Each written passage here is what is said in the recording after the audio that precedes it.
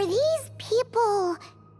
Judging by their clothes, they appear to be phantom Hyperboreans from the distant past. That could mean they have some clues about the moon goddess's name, right?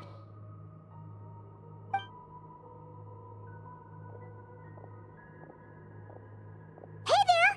Could you tell us what the moon goddess's name is? Sorry. That's probably a weird question, huh? How do we explain this? The moons are long gone, and their goddesses are dead. Their names no longer mean anything. When a new moon goddess is born, we will surely know her name. We have used every last resource at our disposal. All that remains is to wait, patiently and quietly.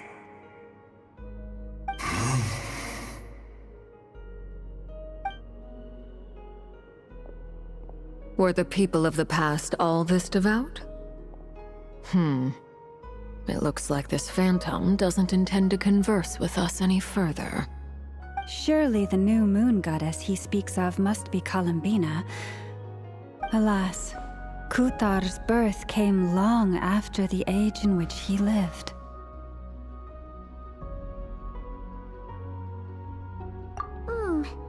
But, maybe if we find a phantom from a more recent age, they might know Columbina's real name. True. Keep an eye out. We should be able to tell which era they're from by the clothes they wear. Yeah, you've been pretty talkative this whole time. What changed? Oh, nothing. I'm fine. You all make good points. When the Hyperboreans speak of moon goddesses, they mean the three from truly ancient times. I can't imagine they would know anything about our current moon goddess. There once was a time when the moon goddesses blessed them greatly and protected them from harm. So, when the war between the gods and dragons plunged the world into chaos, it seems they looked once more to the moons for help, praying for a new goddess to be born. Yeah, that checks out. Let's continue on. Who knows what else we may discover?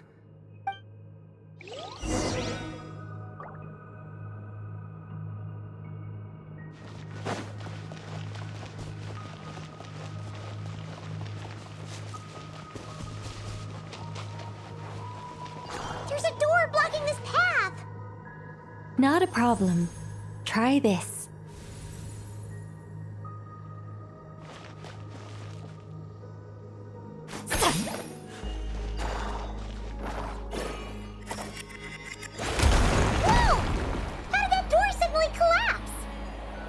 This device was maintaining the door's integrity. Is this our destination? Impressive. More precisely, this is a device that will help us reach our destination. Let's go. We still have a long distance to cover.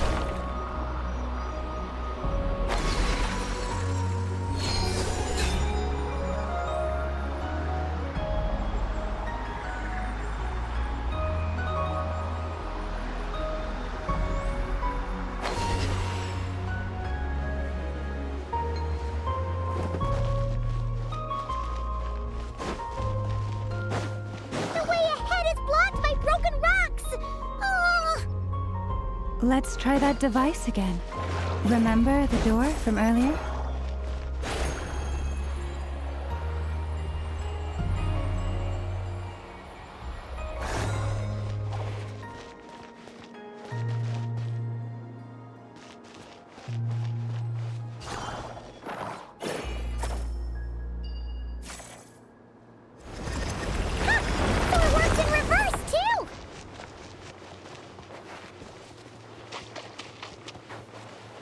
The humans we see are all phantoms, but the monsters are real.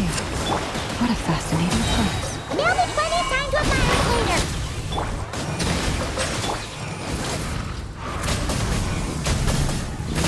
Incinerate! Light up the blazing sun! Yoo-hoo! Let my name echo in song!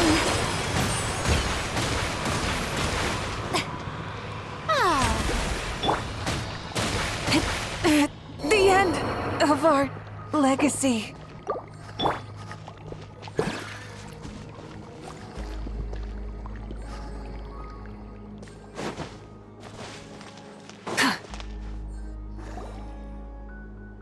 Ooh, there's a whole bunch of artwork in here. Seems pretty old. Nicole, this is probably your area of expertise. What do all these paintings mean? Let me see. To understand these murals requires some knowledge of the history surrounding the War of Funerary Flame. I shared a little of this with Lauma before. Yes, I think I follow. The dispute between the Moon Sisters, the transformation by Nibelung. Oh no, it's no trouble. I'd be delighted to share the tale again. Alright then.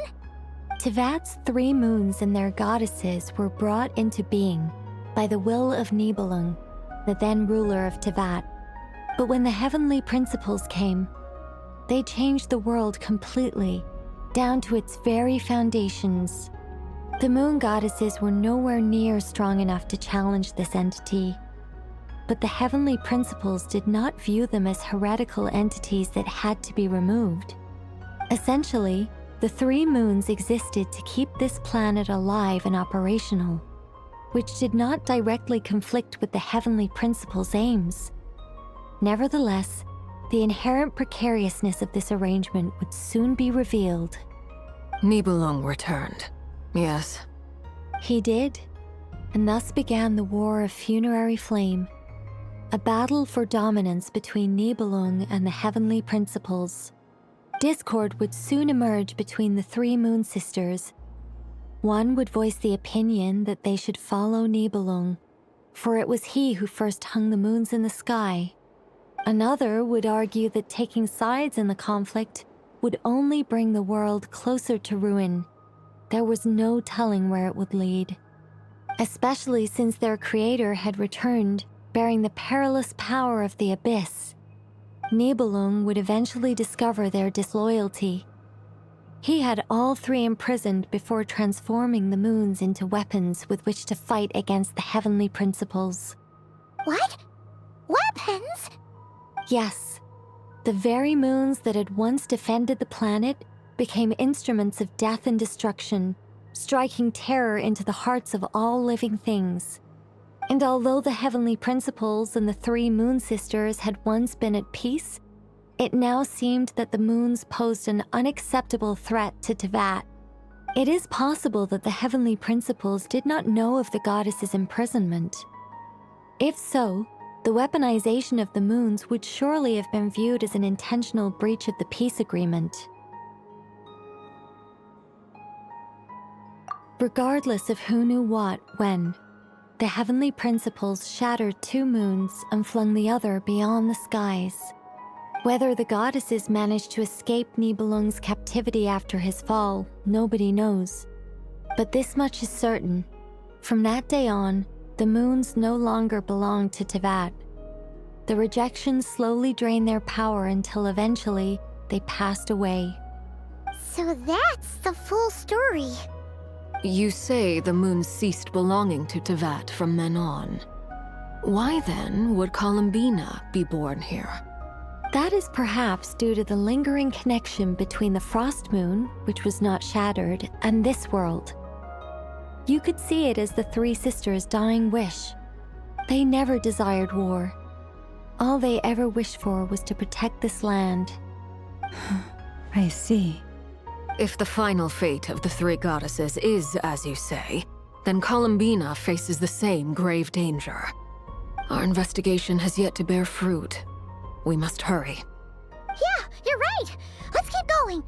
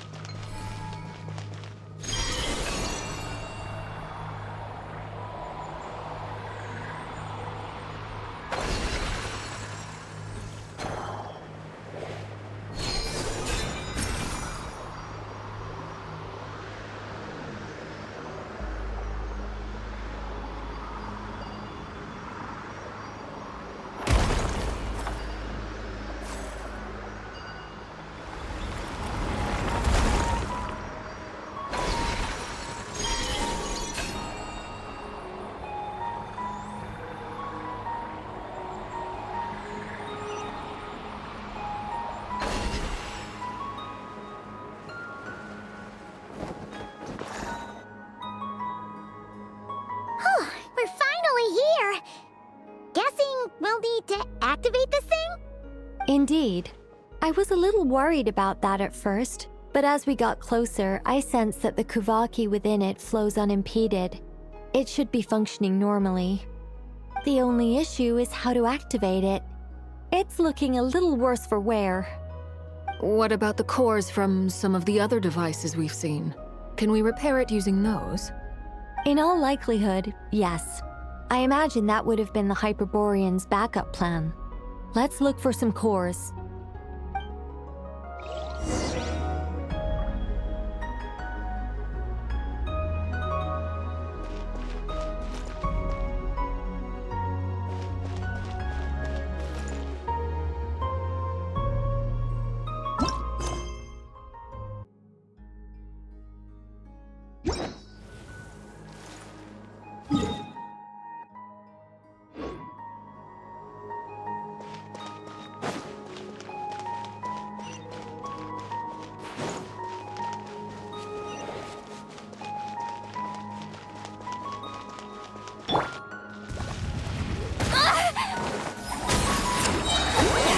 Suffer the wrath of East! Light it up! Settle down!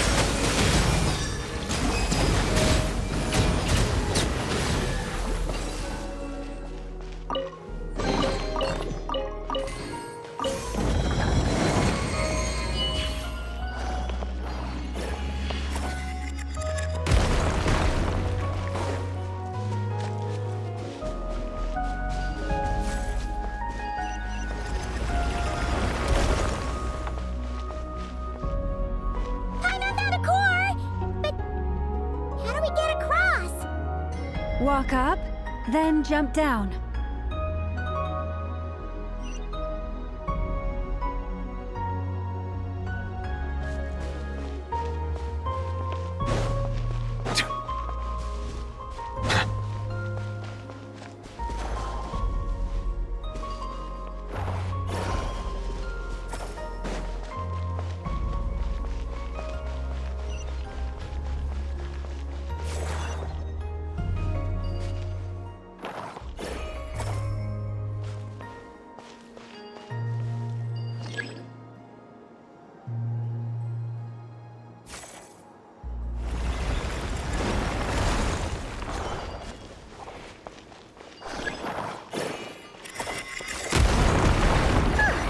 Enough cores.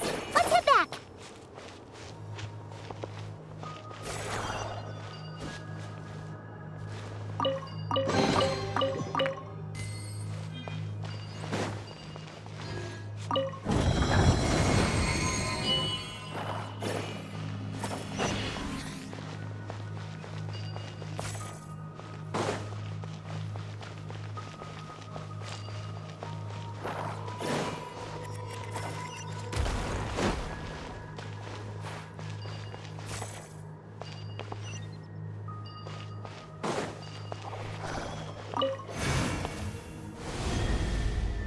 The device is up and running.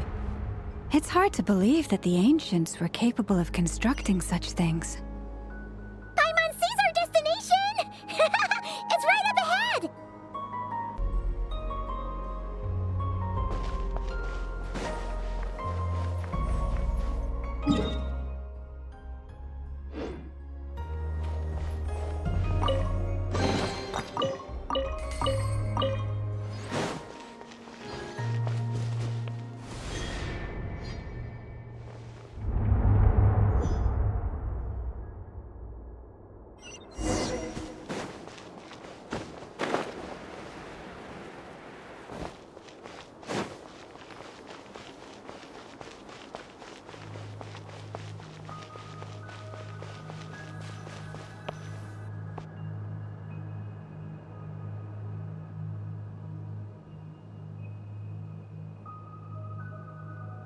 This is where the people of Hyperborea communicated with the moons.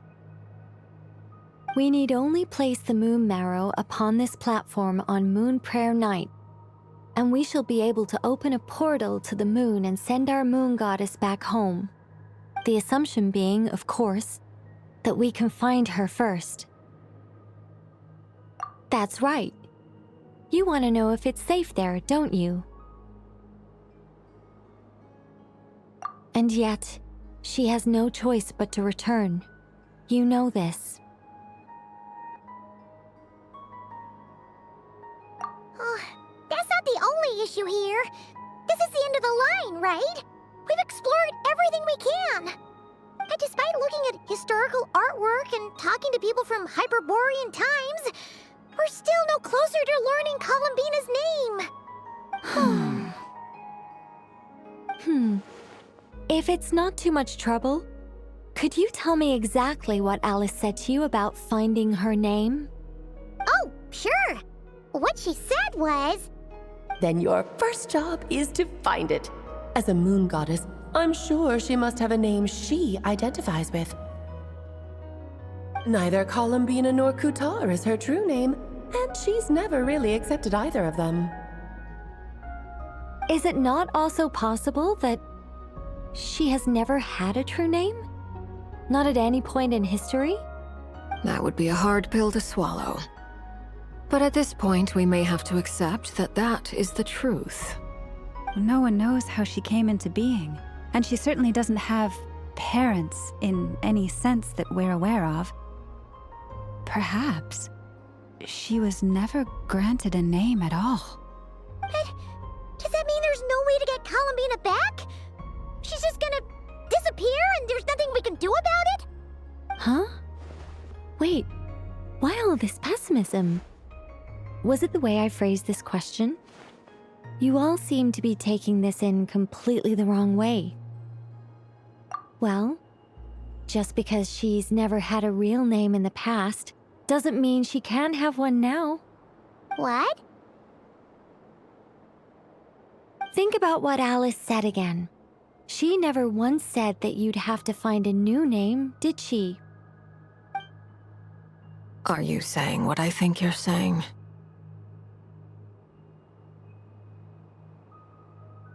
Yes. Names are anchors that connect us to the world. If she doesn't have one already, then all we have to do is create one, no? It's like... yes. Traveler, when you first arrived in Teyvat, do you think you would have turned around if someone behind you shouted, "Hey, Hermione"?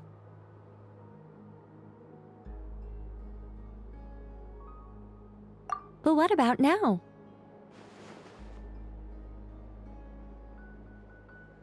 I understand what you mean.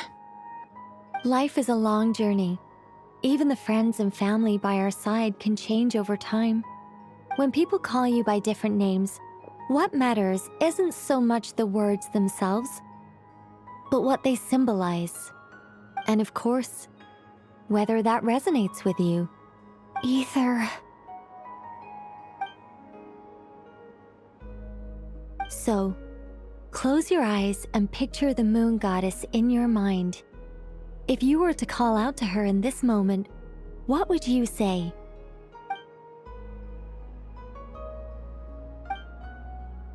Columbina. Columbina. Paimon would call her Columbina too. Well, she has long forsaken everything that Kutar represents. I think from now on I should call her Columbina too.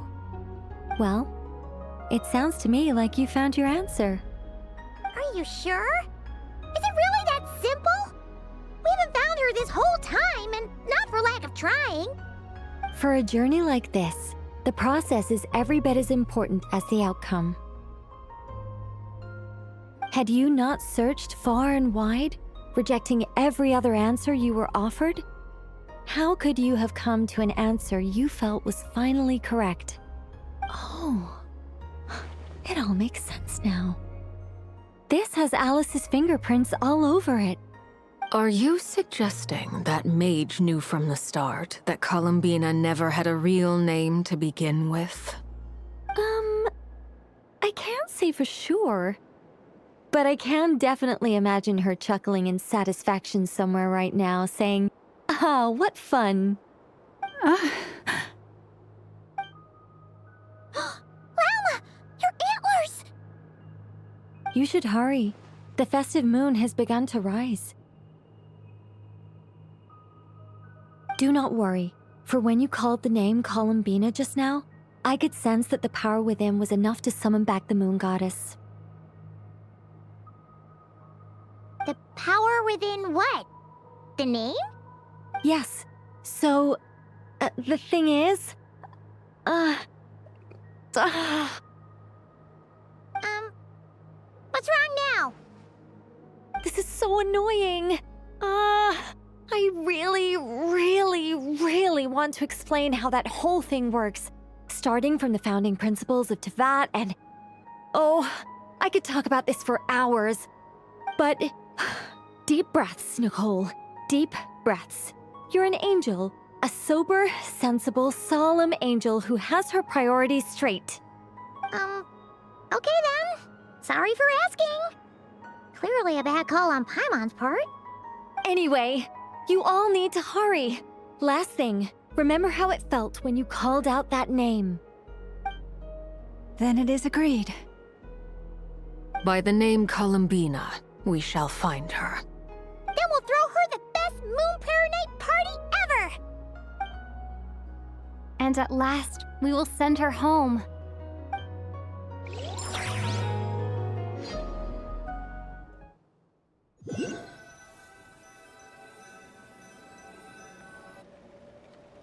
I can barely move anymore.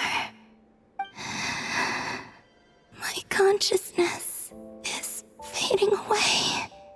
Have they come back out? I'd love to see them one more time.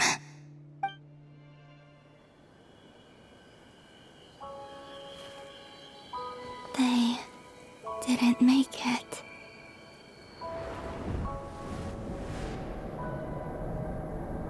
Could you tell me your name? My name is... Columbina!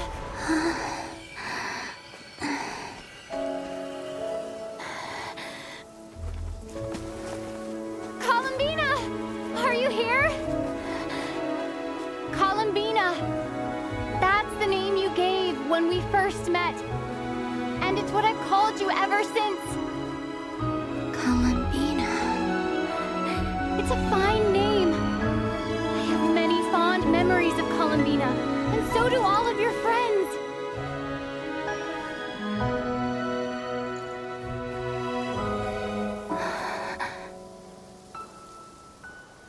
If you like this name,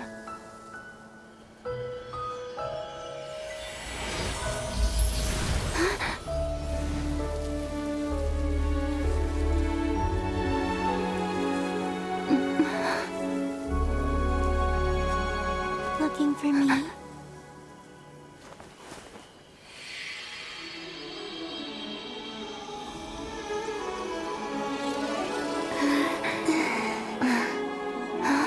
I like it. You can carry on using it. My name is Columbina Hyposelenia.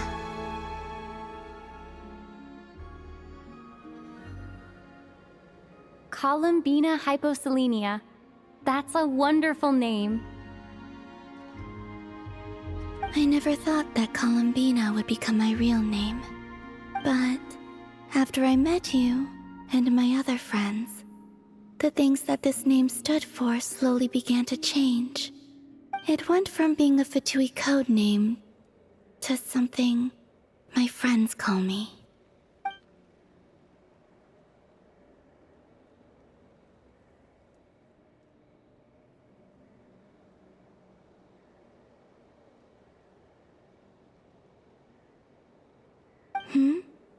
What is it? Why aren't you saying anything? I'm just so happy for you. Thank you. So, where's everyone else? We can go and meet them very soon. Everyone went to different places to try calling your name. Great. I'd like to thank them as well. Everyone's done so much for me. Searching for my name, entering those ancient ruins. Huh? Wait, So, you were... Yes, I was there. Not physically, but my consciousness was still holding on. I followed you the whole way. Starting from when? You turned around and called out my name while you were in Nasha Town. Do you remember?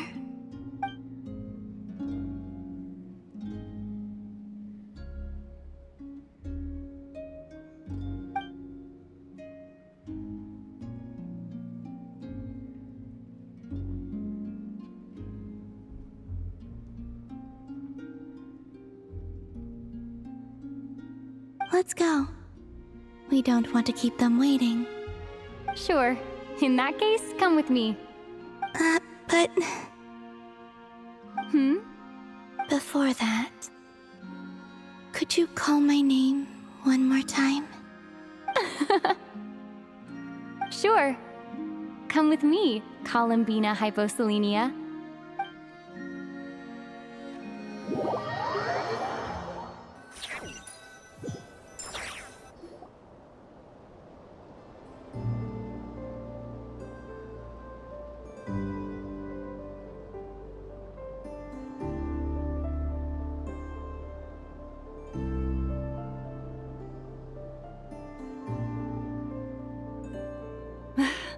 Columbina! Oh, this truly is wonderful. Llama, I can't breathe. Ha ha! Just in time for Moon Prayer Night.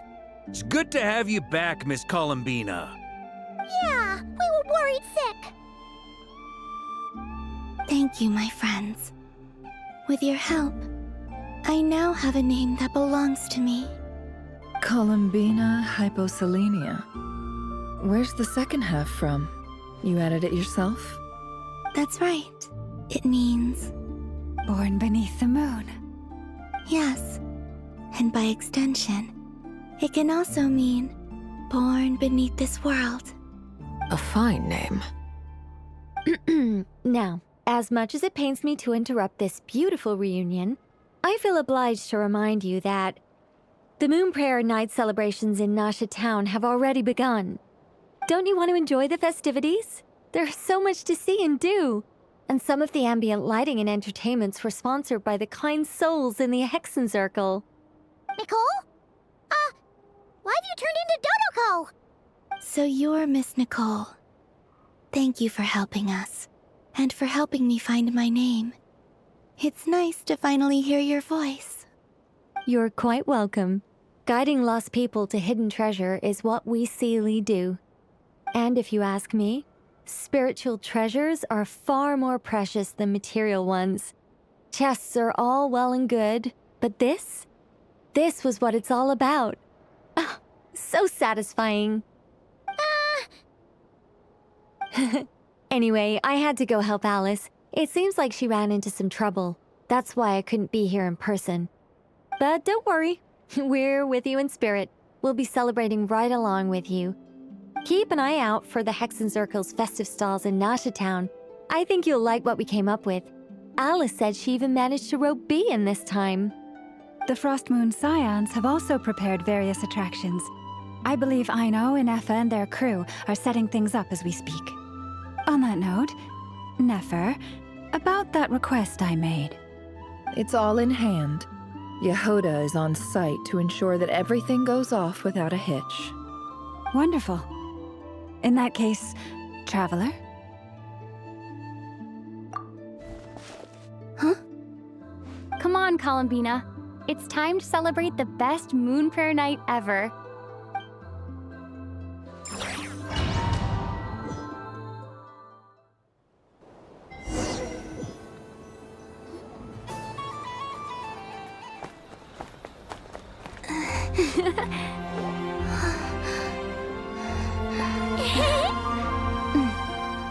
Hey, young lady. Would you like some Moon Prayer Night candy? Happy Moon Prayer Night. Oh, yeah. I almost forgot to say. Welcome home, Moon Goddess.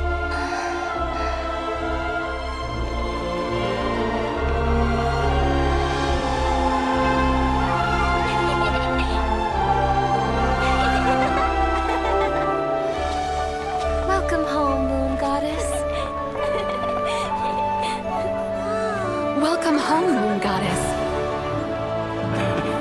Welcome home, Moon Goddess. Turning Nasha Town into her home is a festive gift. A rather brilliant idea.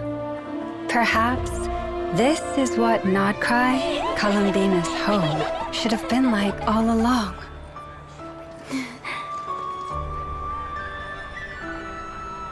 Thank you for the gift. I like it a lot.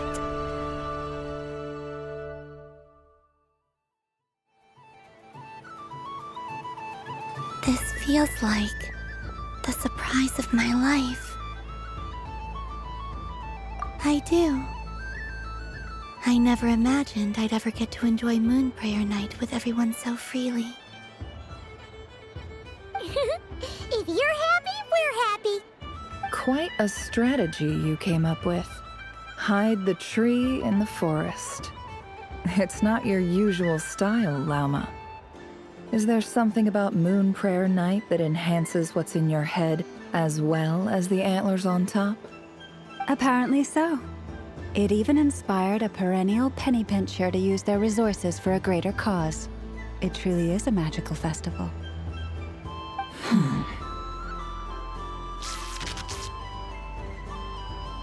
I see it now. This bickering is actually a sign of a strong relationship. Huh? What's everyone doing here? Oh! Miss Columbina, you're back! Yes, I'm fine now. Thanks for your concern. How's your progress with Alice's assignment? Very well indeed. I've never heard her sound so excited. Not like this. This time her excitement seems more serious. Seems like she's had a major breakthrough. She said she'll contact us once she knows more.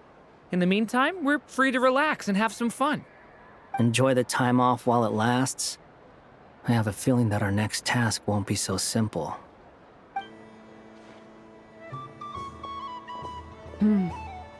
I should go.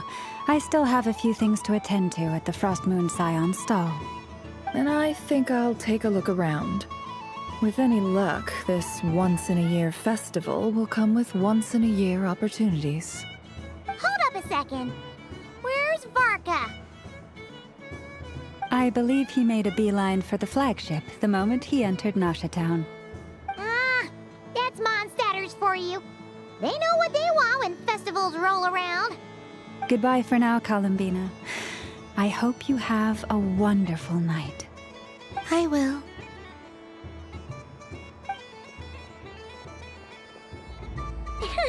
Well, in that case, don't just stand there. Get out there and have some fun. You'll definitely get a warm welcome at every stall. Oh, also, take this map with you. It's a guide to the festival.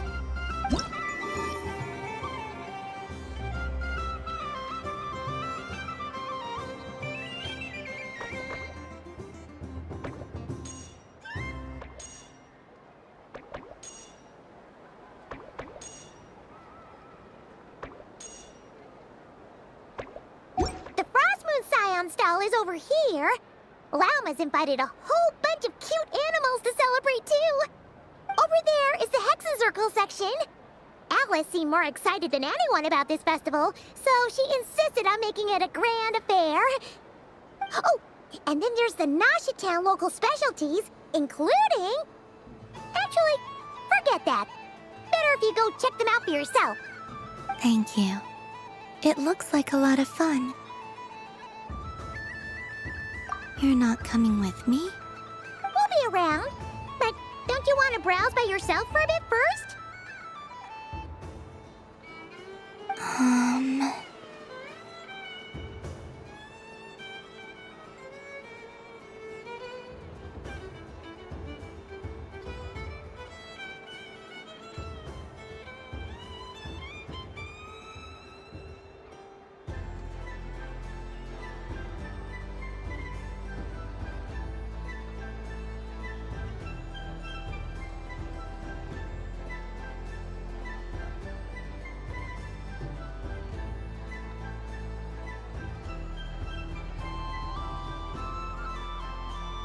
Yep. If you find something you like and want to try it out together, just give us a shout. We'll be right with you. Otherwise, just relax and enjoy yourself. There's so much on offer, so try to experience as much as you can. And don't forget to stuff yourself with all the delicious festival food.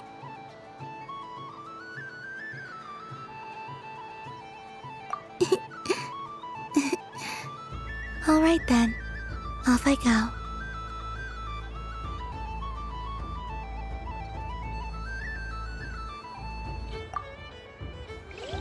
Where should I go first?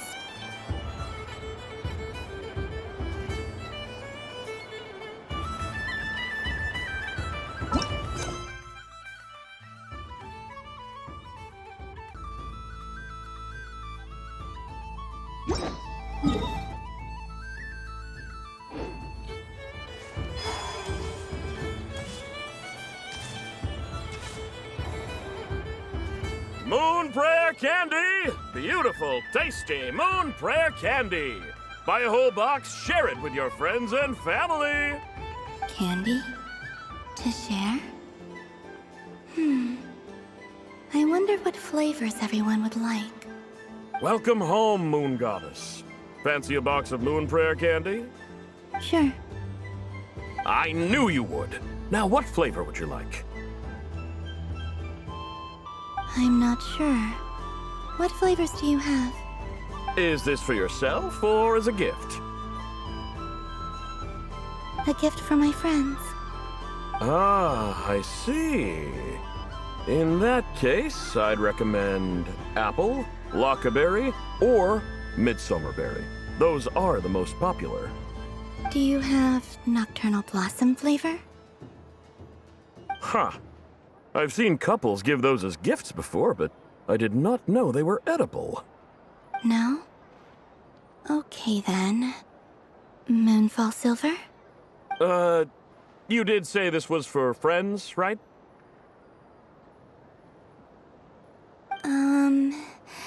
Maybe smetana then. Hey, now that's a creative idea! I've never tried it before, but if you're happy to wait, I can see about whipping up a batch on the spot. While we're at it, you got any other ideas?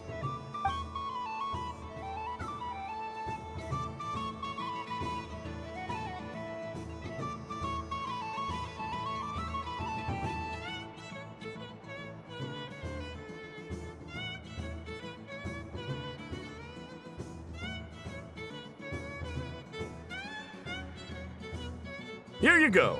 Every flavor you asked for is in there.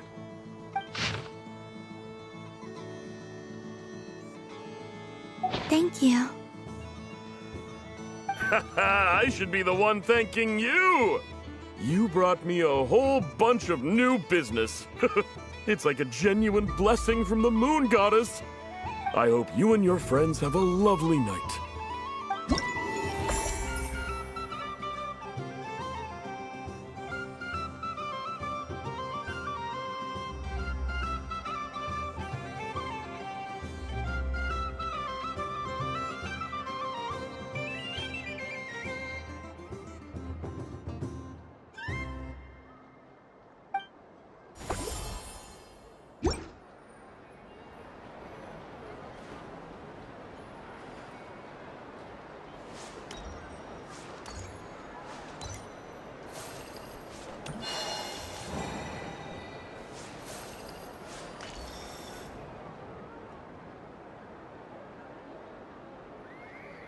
What is going on over here? It looks like fun. Hold it right there! You can't run away from me, Moon Goddess. Are you talking to me? Of course. Do you see anyone else here dressed up as the Moon Goddess besides me and you? Hey, come on! Call me by my title. Happy Moon Prayer Night, Moon Goddess. And the same to you. Anyway, there's no time to waste. Get ready for the duel of a lifetime. Duel? Meet my partner, Stacko. Come on out, Stacko! Well, don't just stand there. Let's see your partner. Partner?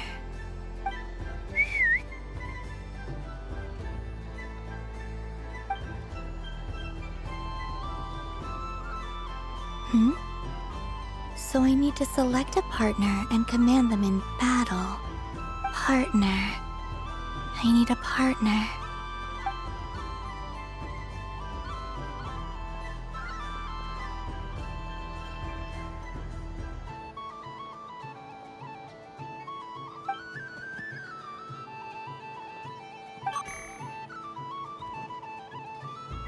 Whoa! Am I seeing things? Where'd you get a Kuhenki? They're super rare. That's great.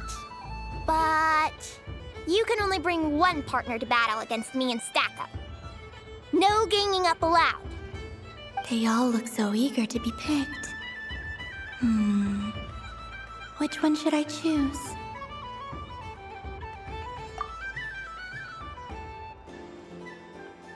This one usually lives in Nasha Town. She likes falling asleep to the sound of striking hammers.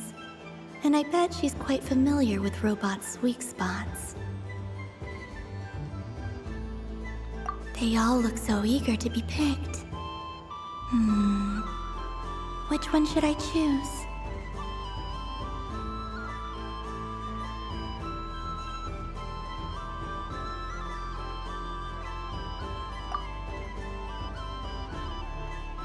I'm not sure what this bot is trying to say, but it seems very happy.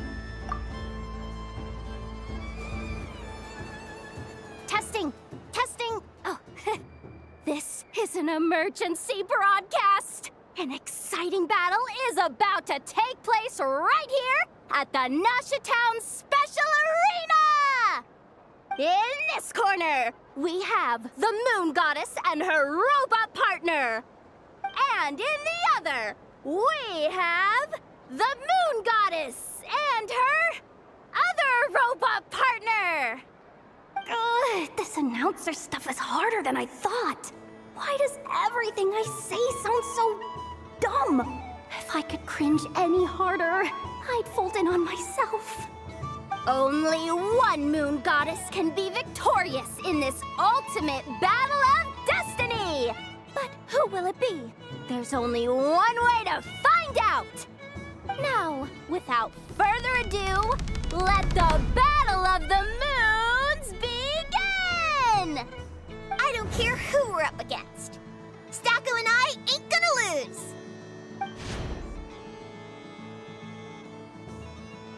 Let's strike first. Stacko, formation shift. Ho-ho-ho! The robot has kicked things off with a change of formation. But how will this affect the battle? Nobody knows!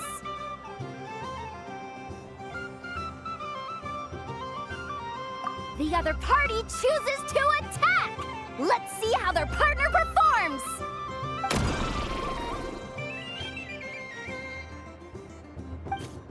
Stacko! The attack lands! And if those sizzling sounds are anything to go by, it was very effective! Okay then. Stacko, maintain formation and enter your empowered state. Empowered state! There we go! Now we're talking! Absorbing the immense Kuvaki present on Moon Prayer Night, this lean, mean machine has greatly increased its offensive power!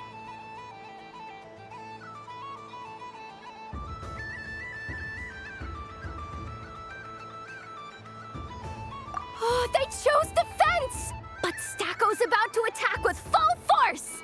Is it too little too late? The battle is heating up fast! I'm about to start sweating machine oil over here! Go for it, Stacko. Set Kuvaki to maximum. Can their opponents withstand this blow? And what will this Moon Goddess do? Don't be afraid. Fight however you wish. And it's the empowered state! Both robots empowered now! The attack comes in, but Oh, attacks repelled! Opposites attract, but likes repel. And now you've seen it in action! What a powerful repulsion! The robot crashes into the wall! Can it keep going? Stacko! Oh, Stacko is down for the count! Our winner is the Moon Goddess! The slightly taller one, I mean. You did your best, Stacko. I'll take you to Ainos for a checkup right away, don't you worry.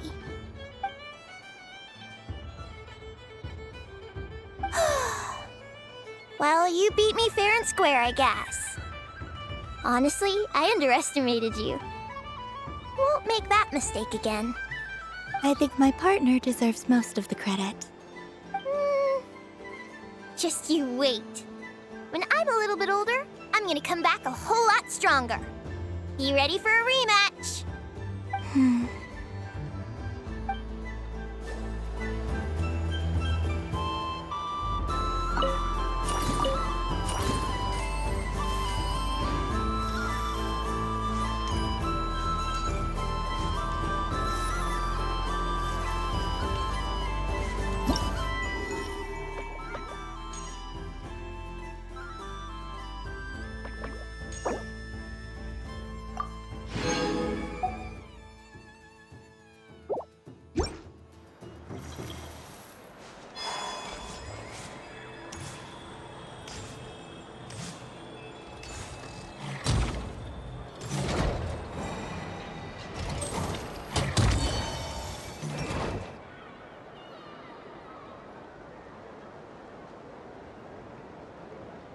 Doesn't make any sense. How am I losing every single time? Wait, Inefa, you're cheating, aren't you? Yeah, that must be it. I am not cheating, Aino. Uh-oh, sounds like Inefa's turning into a big baloney bot. I think it's time for some serious maintenance. Moon Goddess, help me. Miss Columbina, Aino is attempting to cheat. I'm not the cheater. You're the cheater. How dare you throw it back at me?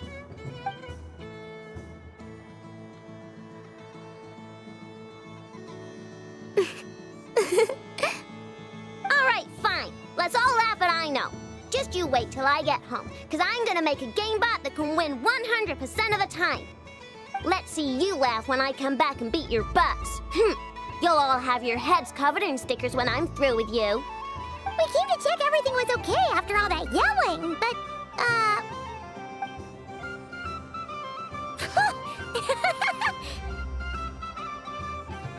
Whatever it is, it sounds like cheating is allowed. Kuhenki concentration. Each player starts with differently colored kuhenki. Each round, they draw one kuhenki from their opponent. When a player has two kuhenki of the same color, they make a pair and can be discarded. Any that can't form a pair must be kept. The round ends when a player can't form any more kuhenki pairs, and that player gets a sticker.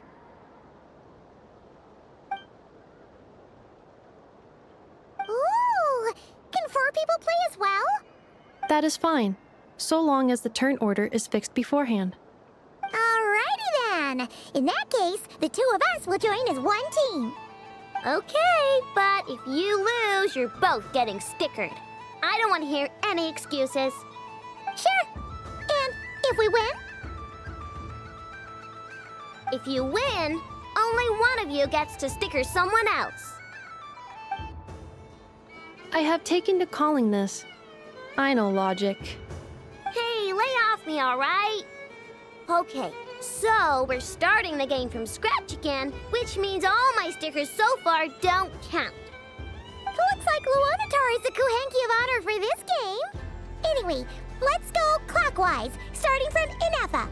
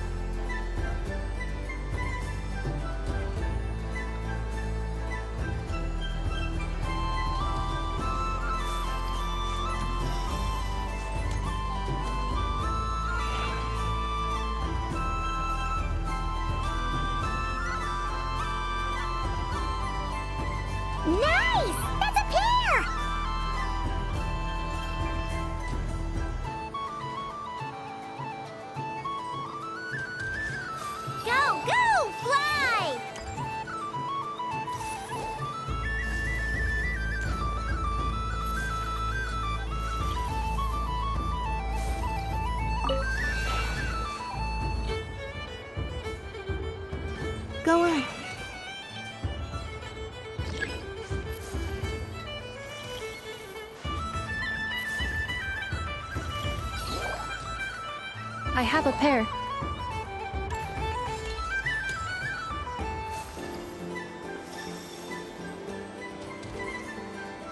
Uh-oh! We gotta pick up the pace!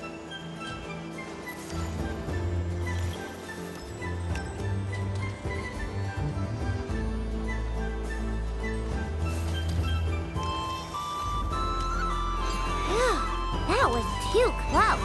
I thought I was gonna lose.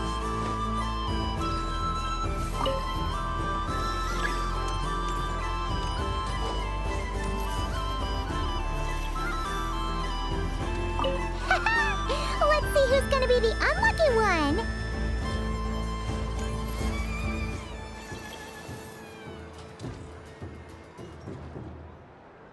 Good luck, everyone.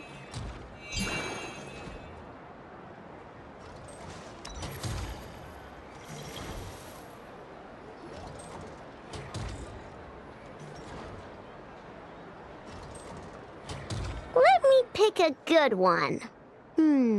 What's it gonna be? You're looking very pleased with yourself there. What happened to being a huge Grumposaurus?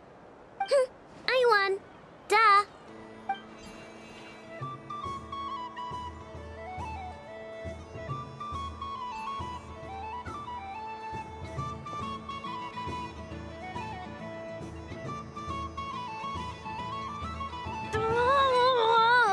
Me again? Don't fidget too much, Aino, or the sticker's going to fall off.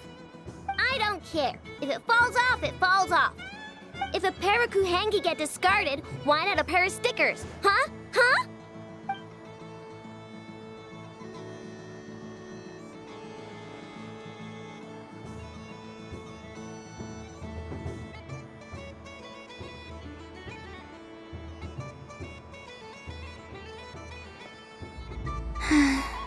I've lost. Sticker, sticker, sticker!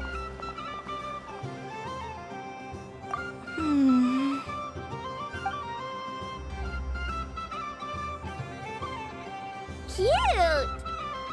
You think so? Shame. I can't see it for myself.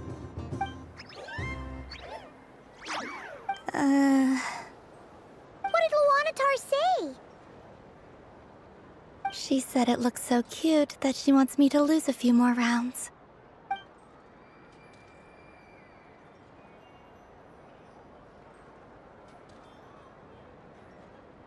Who put these stickers on Paimon's eyebrows? Ugh! She can barely see! Alright, now, I think we got enough evidence to prove that there's a serious problem here.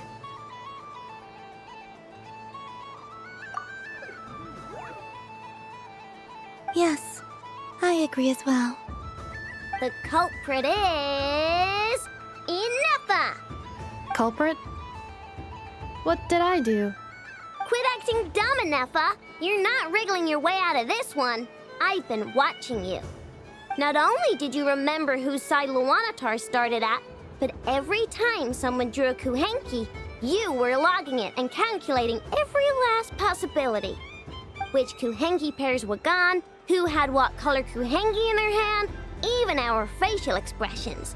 You were keeping track of it the entire time. Exactly! What Aino said! Putting aside the fact that running calculations is not against the game rules, do you have any evidence to support your allegations? But that's not against the rules either. So she admits it. She certainly does. Alright, everyone grab a sticker. It's time to get Inefa back. But... Take that!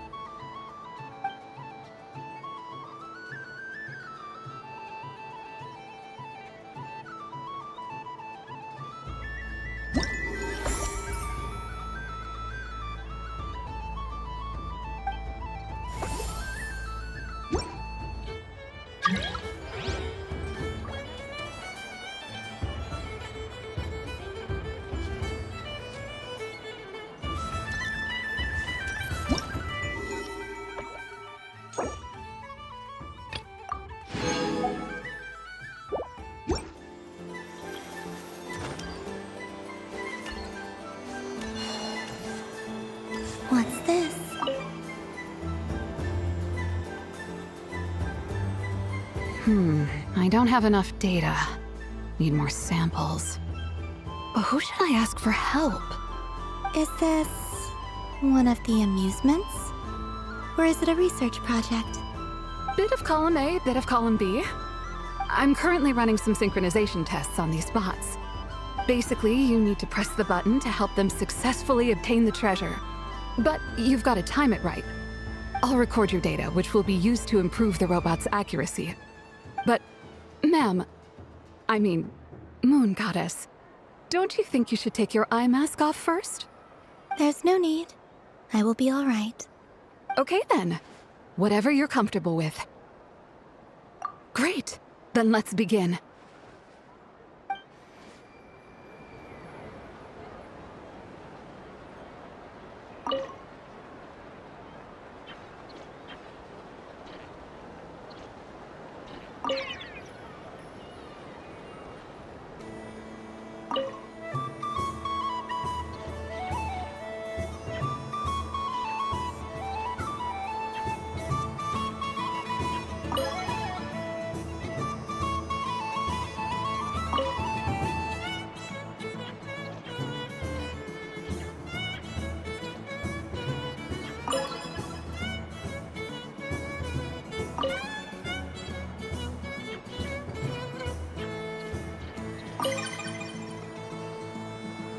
Nice. Data collection complete.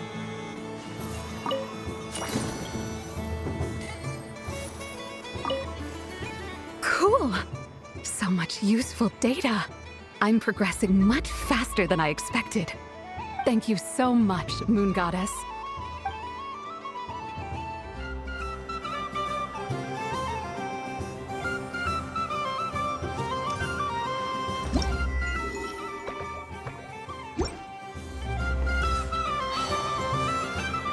So this is the Frost Moon Scions area.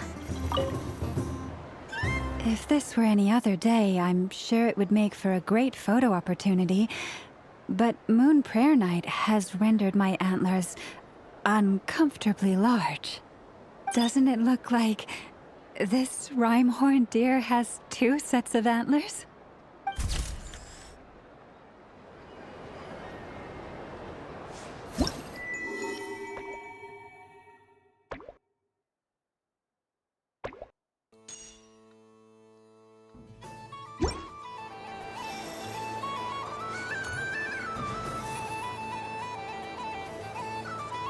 Wow, the Frost Moon Scion stall looks kind of plain, but it's pretty cool once you get into it. I don't go to Hisi Island much, but it's got that, like, old-world cultural feel. And if culture means we get more festivals, I'm all for it! Hello, Yahoda. Columbine? Hello, Moon Goddess? That was too close. I almost gave the game away in front of the staff. Oh, wait. What's the deal with her shoes? They don't make a sound when she walks. I could do with a pair of those. Do you like balloons too? Balloons? Oh, you mean those? What's so fun about balloons? I'm not a kid anymore. They're probably more up Aino's alley. Yes. The animals seem very curious about these strange flying objects. I was drawn here by their voices. I recently learned a fun new game you can play with balloons, so I decided to come and give it a try. A new game?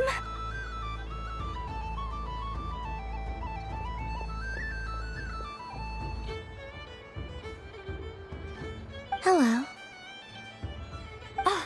Welcome home, Moon Goddess. Here to buy some balloons? Yes. Could you give me a few that haven't been inflated yet? Are you sure? I guess it's not a problem, but... Yes, please. Thank you. Uninflated balloons?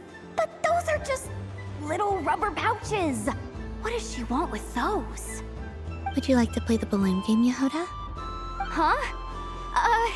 Sure. I guess. How do you play it? Wait here a moment.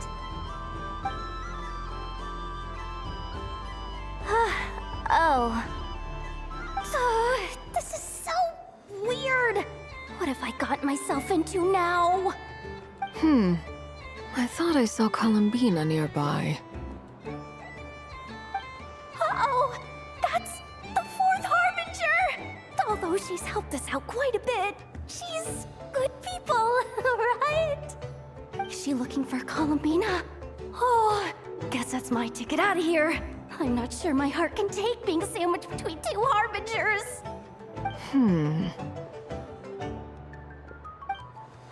Which stall is she checking out?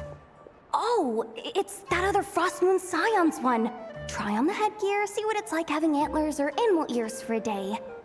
Oh, I wouldn't be caught dead wearing that stuff. So embarrassing. I have enough gear to carry as it is. Wait, what? She put it on? How peculiar. This would take some getting used to. I wonder if this is what it's like for Lynette. It really suits you, ma'am. What is this? She was so intimidating a moment ago, but now, dang, she's really rocking those ears. How does she make them look so cool? I suppose I may as well keep them on for now. All part of the festive experience. She's coming this way. How do you do, Miss Yehoda? Oh, jeez. Don't talk to me while wearing that thing. Where am I supposed to look? Oh, hey there. I'm looking for Columbina. Have you seen her? She just... Huh?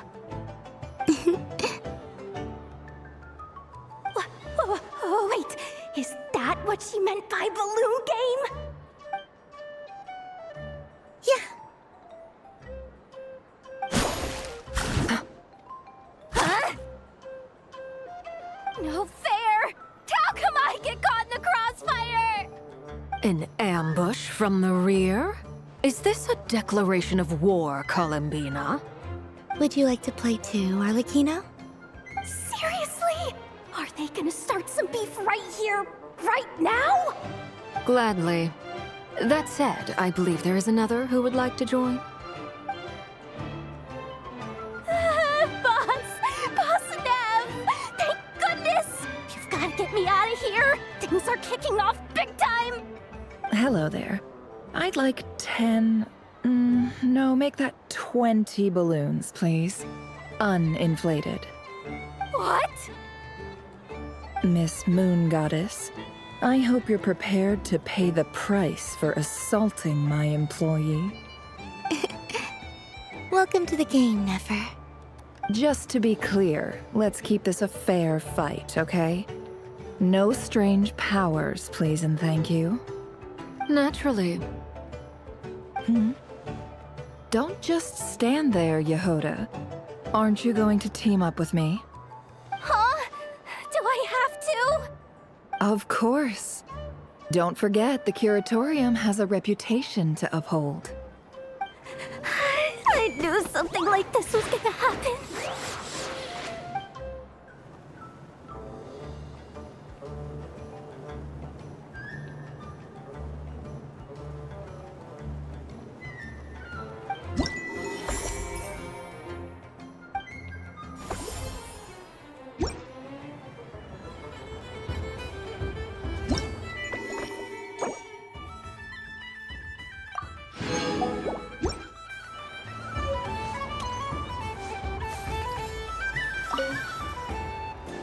Welcome home, Moon Goddess. Would you like to try on some animal-themed headwear? I always hear Lauma saying how heavy her antlers are. I wonder how it feels. Let me give it a try. Oh my! It really suits you. It's a little itchy, and it's hard to turn my head. Should I keep wearing it?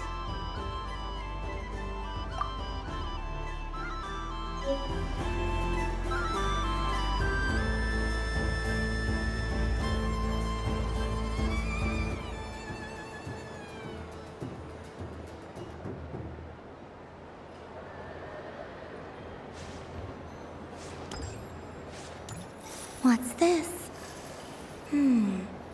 Should I give it a try?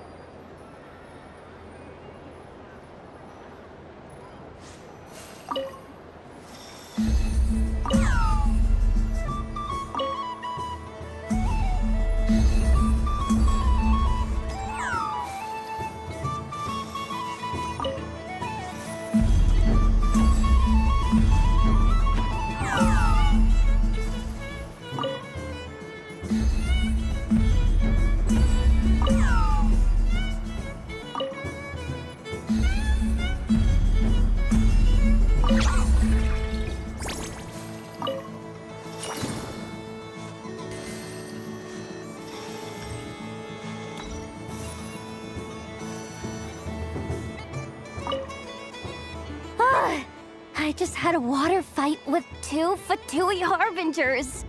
Pretty scary, but also surprisingly fun.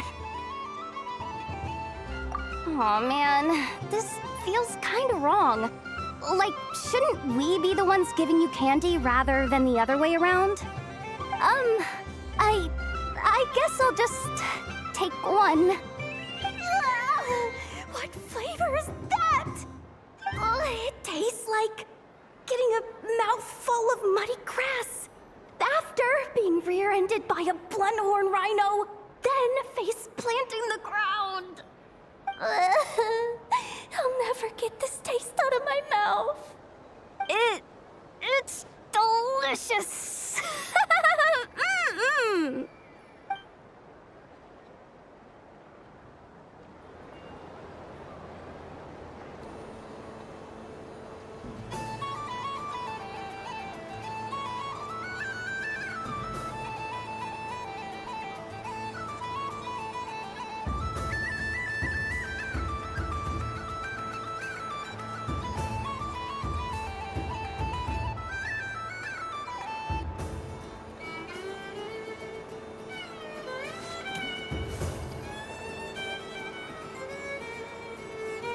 I wish for a never-ending supply of laka berries. What a humble wish. Probably written by a child.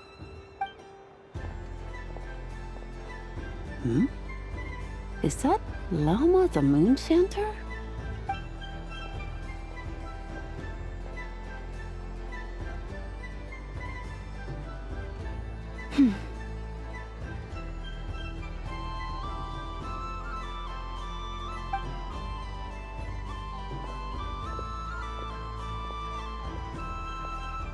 I wish that the long plume ibises would stop biting me. Oh dear, poor Llama. All right, I'll write that one down for you. I got it. While everyone else is celebrating Moon Prayer Night, you're as busy as ever. I don't mind. It's rewarding work. A good kind of busy. My antlers are at their heaviest tonight, and the Kuvaki waves are especially strong. But as I help these dear friends hang their wishes up, I feel a great peace within myself that is hard to describe. You see, they are all such beautiful wishes, and they are ones that we can fulfill by our own strength. Do you blame me, Llama? I want to hear your honest answer. It is by the help of so many people that I can return to the moon. But I feel as though I've hardly done anything in return. You've done plenty, Columbina. I say this in earnest, both as someone who knows your history, and also as a friend who has seen what you've been through. What about as a moon chanter? I feel proud to honor our moon goddess's wish. And I'm sure any moon chanter in history would have felt the same way. Thank you for your kind words, Llama. But... Since you asked for my honesty, I won't lie to you. My feelings are mixed right now. Besides pride, I also feel... I suppose it's a reluctance to let go. Once you return to the moon, we will be far apart and separated by a false sky.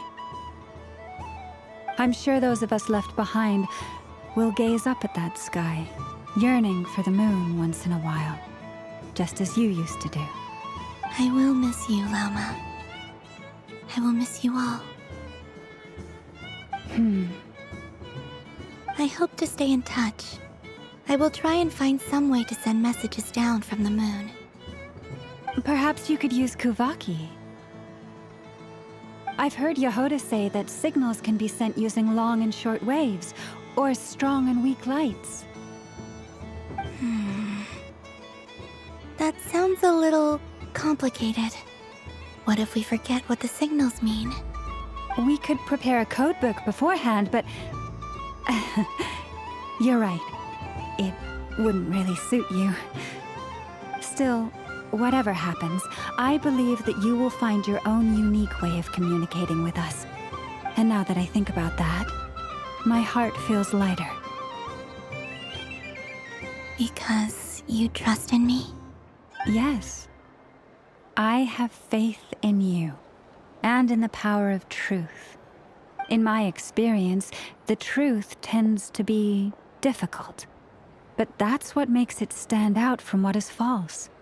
So I'm confident that your thoughts and your love will shine through the curtain of lies. We will know it when we see it. Thank you. Now, could you help me hang up my wish? Is this? I wish that all who dwell in this moonlit world can find a place to belong. And I wish that I shall one day see my friends again. It's 2 wishes. I hope that's not too greedy of me. Not at all. And I think you speak for us all with the second one.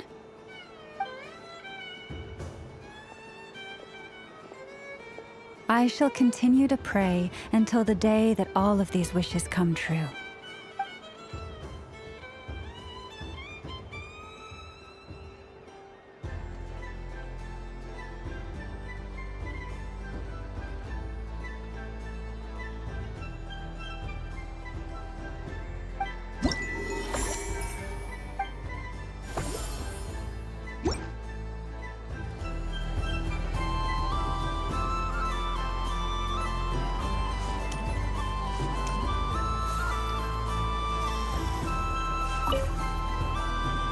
Miss Liliki!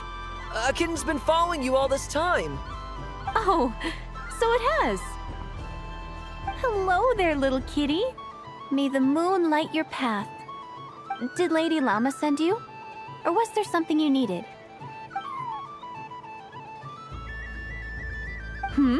You'd like some moon prayer candies?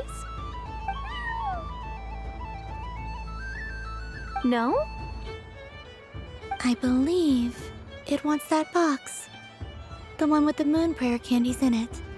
Oh, I see. Here, kitty. Come on. Here you go. Thank you, Lady Huh. Mr. Cantor, did you see that young lady dressed as the moon goddess? When did she leave? Sorry, no, I was looking at... I was watching the... cat. I see. The resemblance was uncanny. She seemed like the true Lady Kutar, the one who guides souls.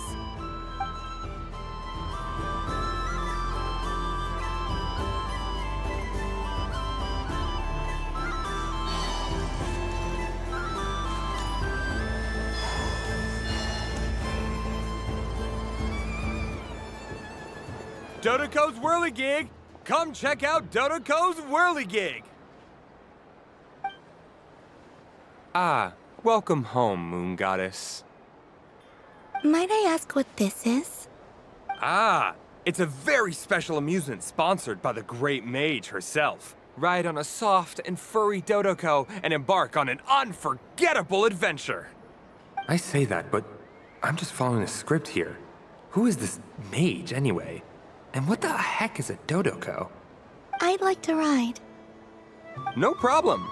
But, are you by yourself? Is that not okay? Oh, no, it's fine. It's just that each Dodoko can accommodate 2 passengers. Would you like to bring a friend along? My friends... That should do it. Now, we just need to get everyone else to draw something on it too. But we gotta keep it a secret from Columbina. Traveler. Ah!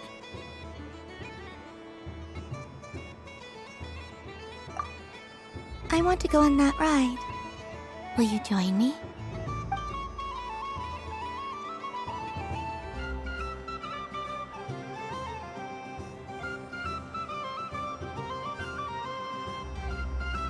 Let's go then. Don't worry. Paimon will do the rounds. You go have fun.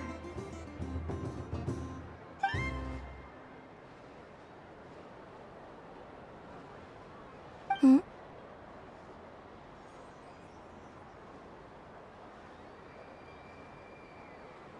All right. I think we have to wait in line over there. Please take your seats. For safety reasons, you mustn't try to leave the ride before it comes to a complete stop. All right, you're all set. I wish you both a wonderful journey.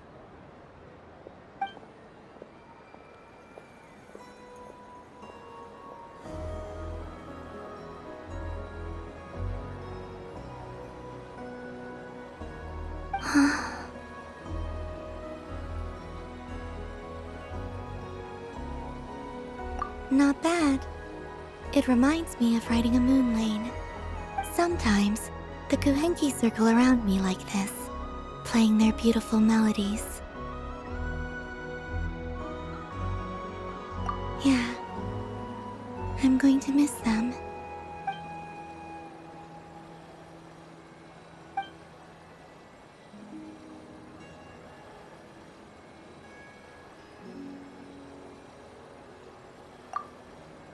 It does.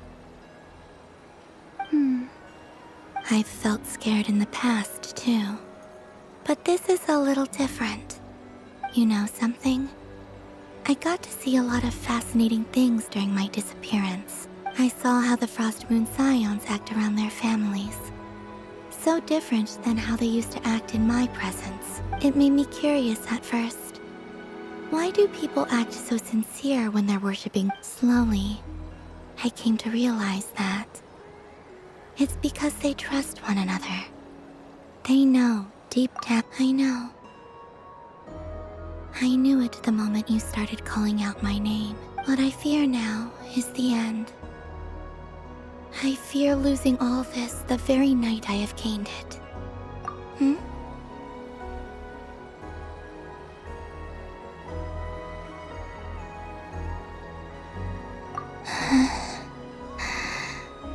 Thank you for this conversation. Thank you for listening to me. Don't worry. This fear I have, and the unknown that awaits me, they cannot hurt me. Not when I possess a treasure far greater. I just want you to remember this version of me. The real me. On this final night together. Dear passengers, Dodoko's awesome adventure has come to a close. Please leave in an orderly fashion, and we look forward to seeing you again in the future. Don't want the journey to end, huh? Don't worry, you two. There's always another adventure waiting just around the corner.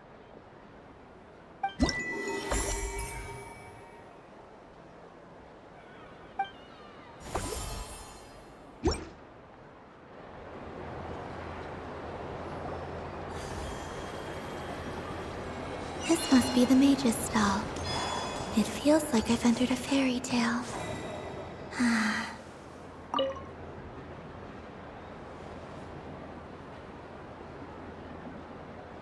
I wouldn't say it's unfair, exactly. I mean, Your voice goes right into people's heads. How would you explain that to the kids? You can't just explain it away as magic. Is something the matter? Ah, Miss Columbina! No, nothing you need to worry yourself about. Ah, impeccable timing. Stick around for a second, Miss Columbina. I need your input on something. This self-proclaimed Knight of Justice has yet to give me a satisfactory answer.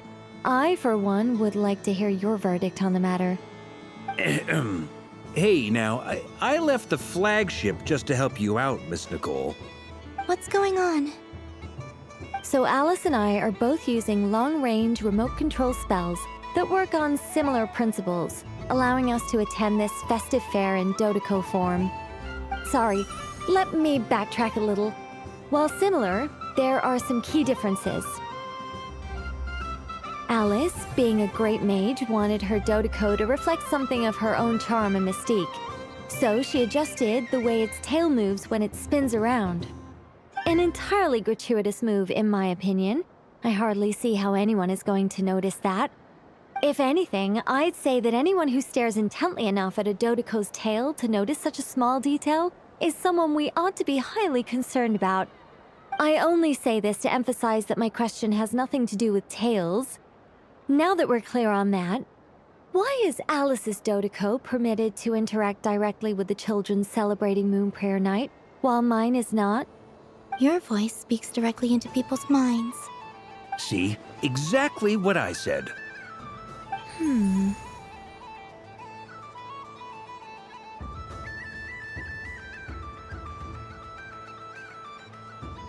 Miss Nicole? Ugh, I can't stand it. I know that probably makes me sound like a whiny child acting out in front of their parents. And it's a little embarrassing now that I think about it. But hey, I've said it now, I can't take it back. That would be even more embarrassing.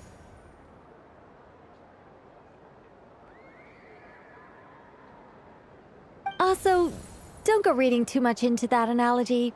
It was off the top of my head. I'm actually an awful lot older than either of you. Miss Nicole, are you saying that you'd like someone to play the game you've prepared? I'm not so invested in that. It's just something cobbled together using items I borrowed from Alice. She probably didn't even make them herself. The point is, I want to know everyone's thoughts after they receive their prizes. But as you've said, I can't just ask. I've been biting my lip for so long, and I've had no one to vent my frustrations on. I thought this was going to be a nice, straightforward festival where I'd get the chance to guide people to treasure. Well, can I play? I can't guarantee that I'll win a prize, but... You will? I'd like to try.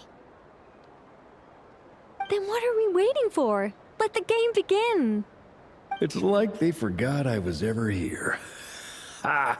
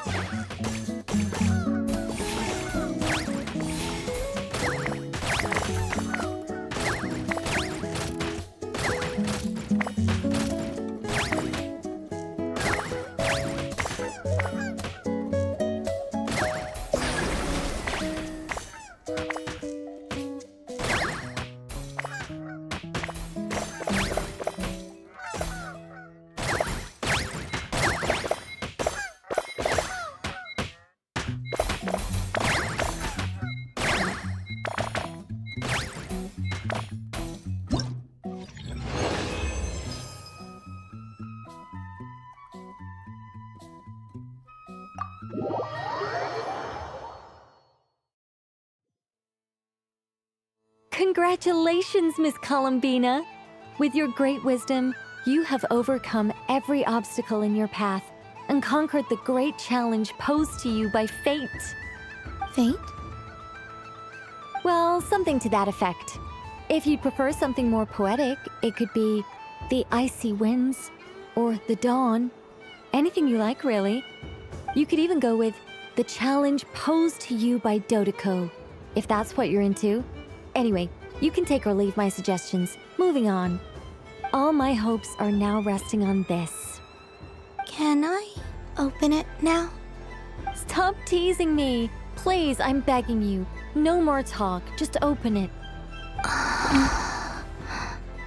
Wow.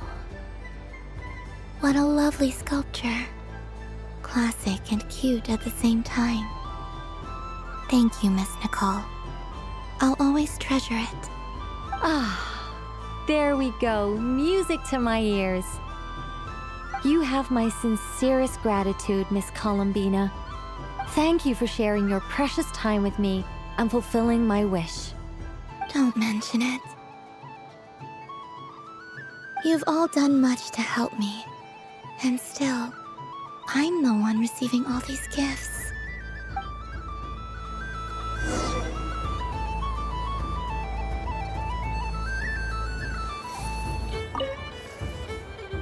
A soft and furry creature that bounces and jumps. Welcome home, Moon Goddess.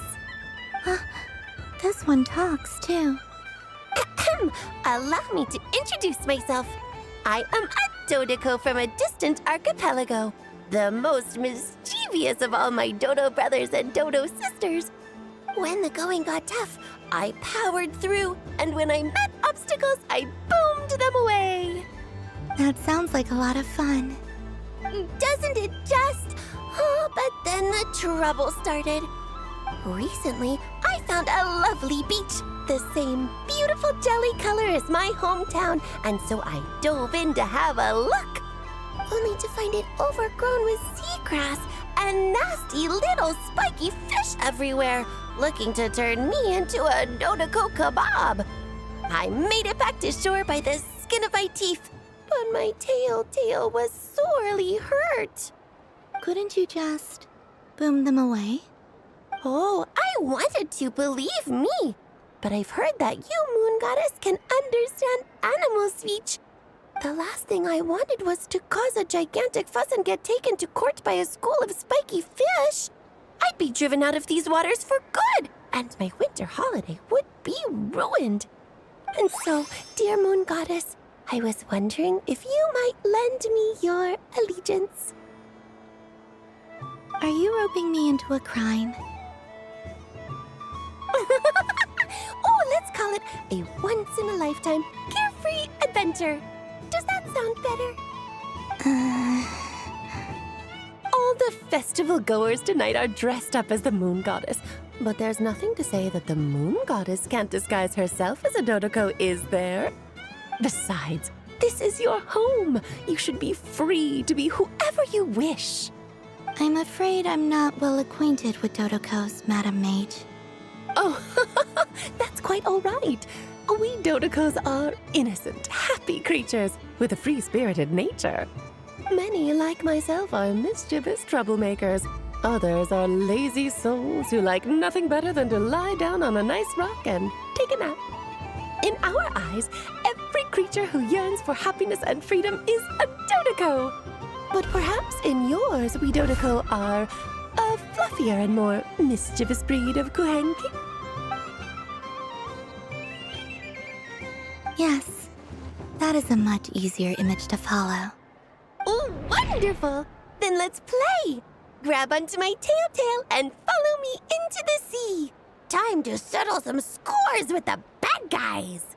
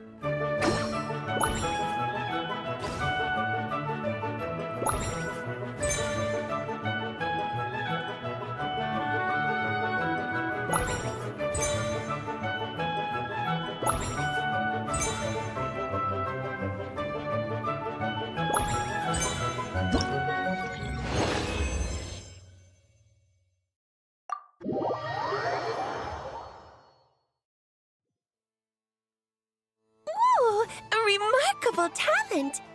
So, what do you make of it? The use of Jumpy Dumpties doesn't come as naturally to me as Kuvaki, but their unpredictability makes it fun. I think they call this... novelty? Indeed! And how did it feel blowing those pesky nuisances away? Not bad. Any guilt? What do you mean? Oh, wonderful! Lovely answers to all 3 questions. You've passed the safety test. Now I can give this special bomb to you as a souvenir. Remember, if you find any meanies living on the moon, you can use this to boom them into oblivion. I will.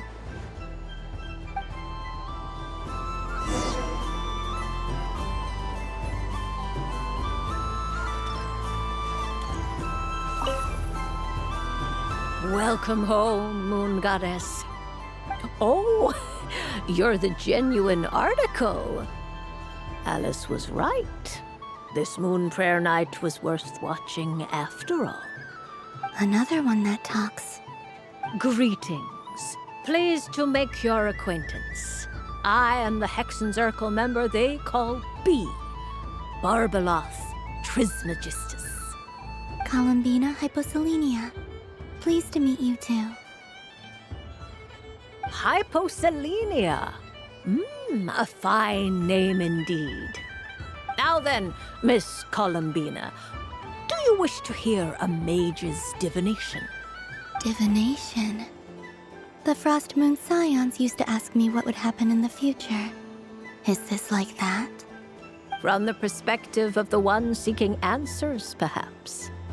As you look to your journey ahead, if you seek to understand the unknown, resolve your doubts, and soothe the confusion in your heart, divination could be for you. The unknowns on my journey. Of course, if one wishes to peer into fate, then hydromancy is the more precise option. But that is a complex affair, and to relegate that majestic art to the status of a festive amusement would seem somewhat uncouth. Besides, it is sometimes better to not know fate with great certainty. Hence, I shall use the suitably festive Luna Arcana to tell your fortune instead. It is more popular with the youth in any case. Lunar Arcana. Indeed. Unlike hydromancy, this will only display possibilities and trends. People like to think of themselves as creatures of agency and free will. Peering too far and too clearly into the future is detrimental to both body and soul. I'd like to give it a try. Of course you may. Come then, take a seat, Miss Columbina. Before we begin, are there any specific questions you would like to ask? Let's stick to general possibilities and trends, like you suggested. Ah, very well. Then I shall use the basic Lunar Arcana deck. Now, try to relax. Cast your mind upon the things you have experienced and the things you are soon to experience. I will shuffle the deck. Would you like to cut the cards yourself? You do it. No problem. Now then, to make things easier for the Seeker, that is to say, you, I shall decipher the cards from your perspective.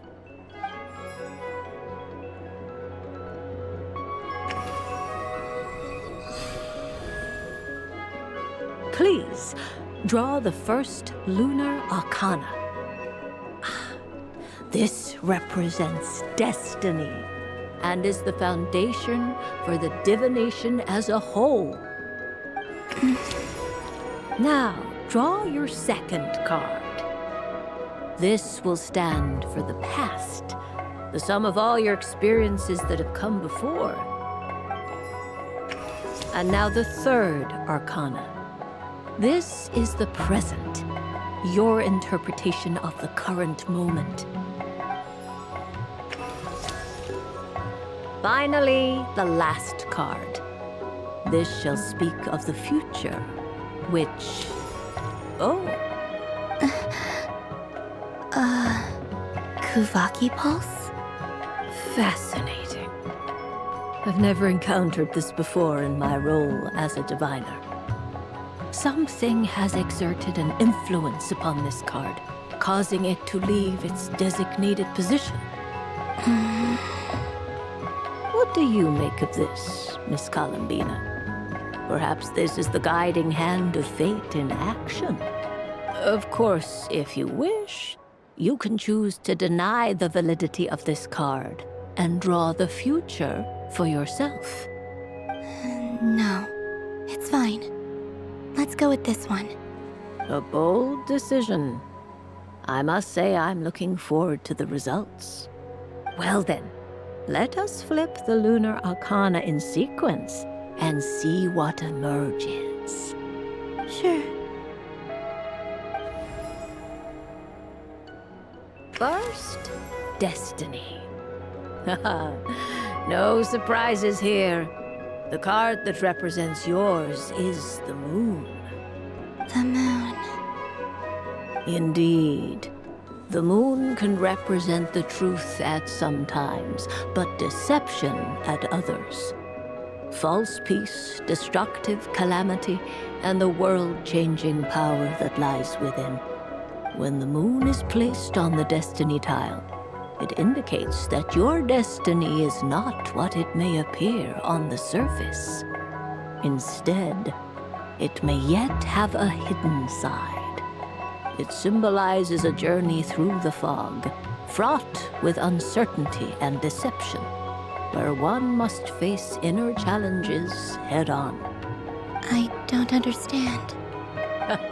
Patience, my dear. This is but the first card, which serves as a basis for the interpretations that follow. Our divination will only grow clearer from here on out. Now then, flip the second card, the one that speaks for the past. Ah, the Hermit, but inverted. Inverted? Yes. The Hermit symbolizes solitude, introspection, and the pursuit of truth. When inverted, it represents isolation, truth out of reach, and a path that leads one astray. Combined with the moon as one's destiny, the Hermit inverted represents a choice you made to stand alone in the past. It was a choice made not out of fear or arrogance, but for reasons that others could not perceive. You fumbled through the darkness without a guide, but you did not find your way. Rather, you went astray. More than once, it would seem. Is this about how I became Kutar despite not wishing to become a god? And how I joined the Fatui because I yearned for a place to belong? I suspect only you know the answer to this question. All is not lost. The past is in the past, and so it shall remain. Shall we look into the present now? Oh my. The lovers. One of the most interesting Luna Arcana. What does this one mean? This means that you have had an unprecedented emotional experience. The joy of finding your soul becoming intertwined with that of another. A precious and wonderful thing indeed. It's true. I've made a lot of friends recently, and they are very good to me. I like them a lot. That sounds lovely. I am most delighted for you. The lovers can also represent important decisions, perhaps related to a parting of ways. Now, if I were to guess... Yes. My return to the moon. I understand. Parting with friends is never easy, Columbina. But rest assured, this is not the end of your journey. There is always another story waiting to be told. The future always lies ahead. The future. Well now, it's finally time to flip this most mysterious of cards. Why did it appear? And what does it wish to tell you? I'm ready.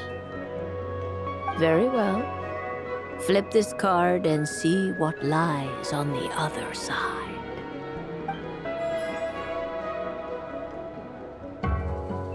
Oh.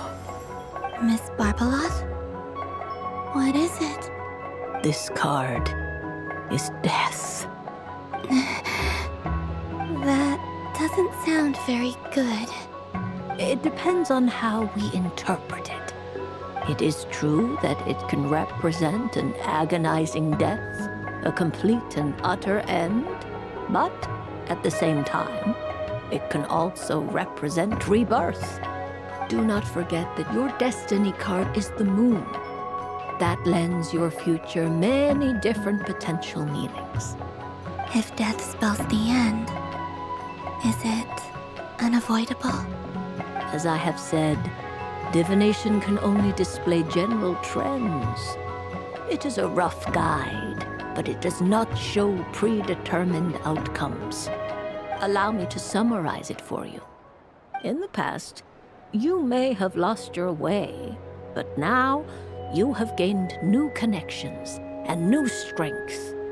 You now face an important decision, one that may bring about a great change in what is yet to be. This change might, in turn, be the end of all things, or their beginning. But remember, everything is subject to change because of the moon present in your destiny. You must see the truth clearly and face your innermost thoughts. The truth. My innermost thoughts. Thank you, Miss Barbeloth. Don't mention it. Some people dislike divinations, for fear of glimpsing an ending to their story that they wish was not so. But I can see that you're different. The result of this divination will not sway your decision. This is a rare quality, and one that diviners always hope to see in the seeker. We are here merely to guide, not to exert undue influence. I understand. Go then and illuminate your future, Miss Columbina. The moonlight that shines from you now is most captivating.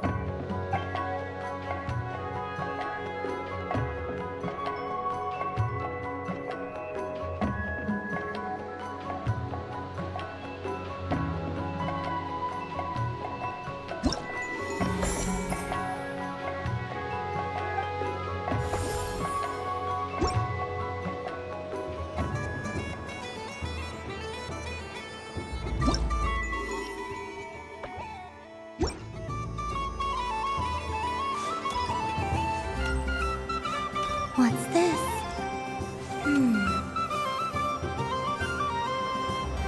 Thought I was aiming right at it. Aw, what a pity. I saw it with my own eyes. You were so close. so very close. That's not true! It dodged out of the way right as I was about to snag it! I'm sorry? You heard me! This paper frog can move! I swear! Dear, oh dear, what are you saying? How could a paper frog move? Unless you believe there really is magic in this world.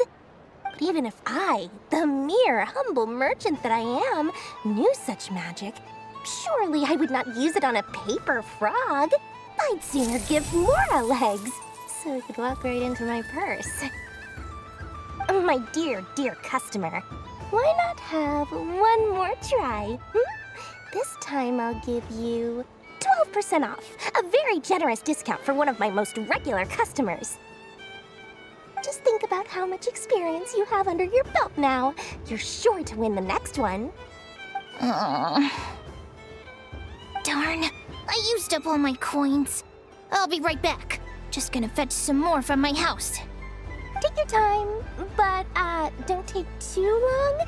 This event is Moon Prayer Night only. Miss it, and you'll have to wait a whole year before I'm back.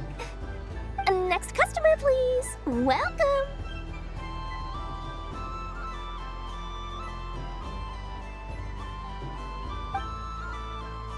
Hello. Whoa!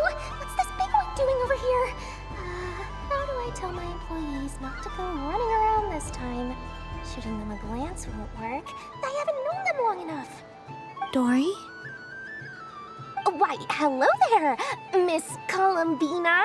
Would you like to play my ring toss game? The rules are very simple, and it's easy to get the hang of. How much for a round?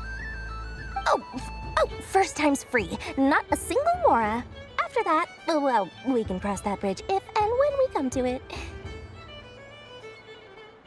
But with your sharp skills, I'm sure you'll win all the prizes in one fell swoop.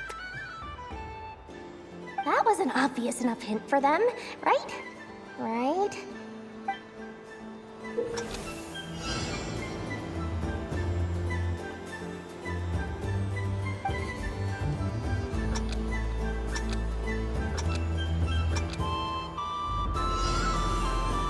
Here comes the ring! Oh, peanuts.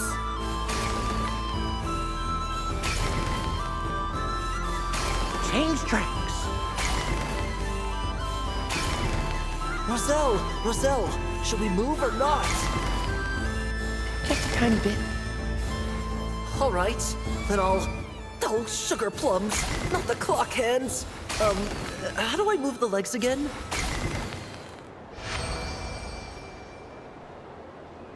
Let's see now. Let's see. Wow, very good. That's the highest score we've had all night. And here's your prize. Now, how about another round? As for the cost... Happy Moon Prayer Night, Miss Columbina. Happy Moon Prayer Night, Durin and Hat Guy. Are you here to play the game? Yes.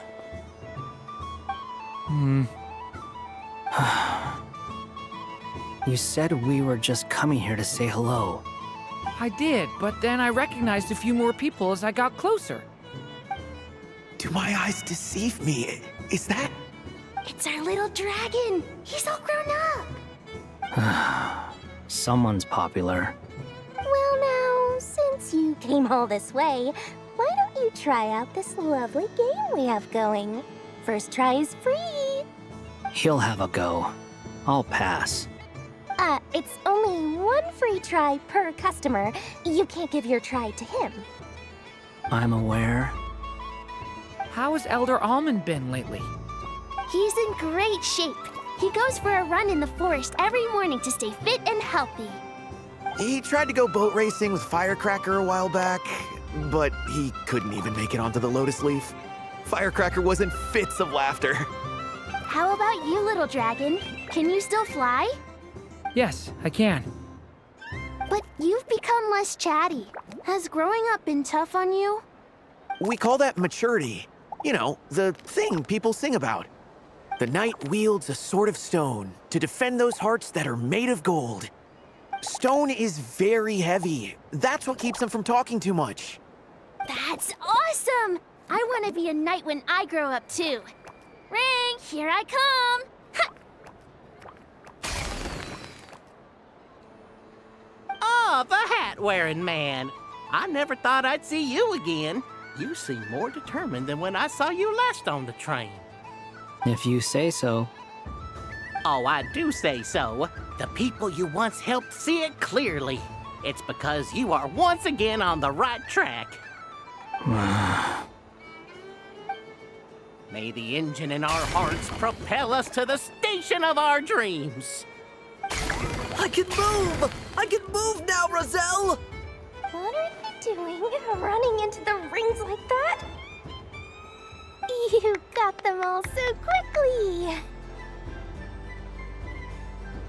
I've never seen anything like this in all my travels! Is this guy actually an old friend of theirs? But how?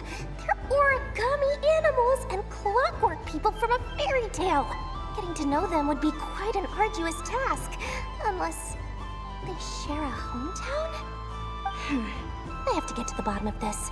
Next time I see the Great Mage Alice, I shall demand answers. Thank you, Dory. I had a lot of fun. So, now for your prize. Where did I put it? Give me a moment to dig it out. Oh, sweet grand prize. How I wish I didn't have to let you go. Good thing I've already turned a profit from the customers earlier in the night. Otherwise, I'd have wasted all my hard work. Okay, I'm back. What? I leave for 2 seconds and someone's already claimed the grand prize? Oh, well, these things happen, you know? Perhaps you'd be interested in one of the other prizes instead. We've got all kinds of wonderful goodies here. Is this the thing you wanted? Here, you can have it. Huh? But... Don't worry about it. It will be happier with you. Oh, thanks so much, miss! Moon Goddess. Oh, goodness gracious, Columbina. Give me strength. How am I supposed to make any more money from this child at this rate? Daddy, look! That's the game I was telling you about! Forget it. She is the Moon Goddess after all. I'll think of some other way to swing this. Maybe I can try to hook this new kid. Huh? Oh, someone already won the grand prize. You can take mine if you want. What? Why? Why are all these bleeding hearts coming here to ruin my business? Happy Moon Prayer Night, everyone. Happy Moon Prayer Night.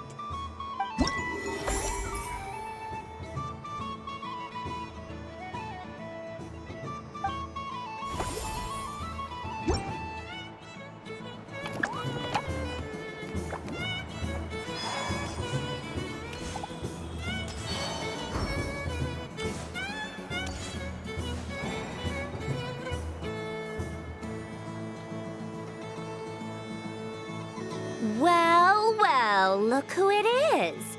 I heard someone went and disappeared on us the moment we let her out of our sight. They looked all over for you. Frankly, I didn't think you'd be back for Moon Prayer Night. Were you worried about me, Sandrone? You would like that, wouldn't you? Do you even hear what you're saying? It seems to me like you disguised yourself with festive headgear, just so that you could come see me on Moon Prayer Night and make sure I'm okay. You didn't even bring Polonia with you.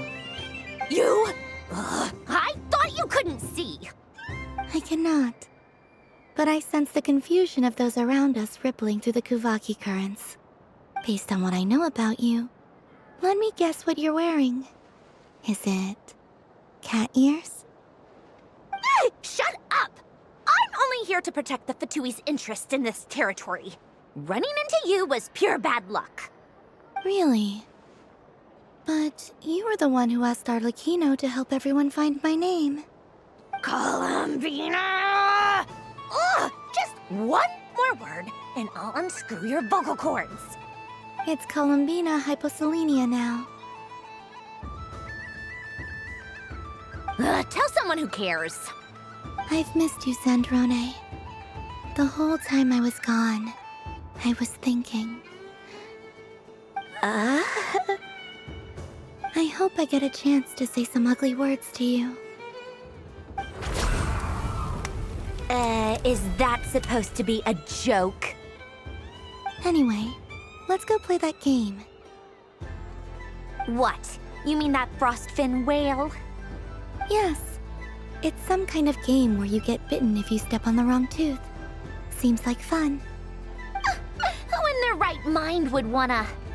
Because you're not a scaredy cat. Fine! You wanna play? Let's play. Don't complain when I kick your sorry butt. Lovely. You old geezer! I'm gonna beat the pants off you!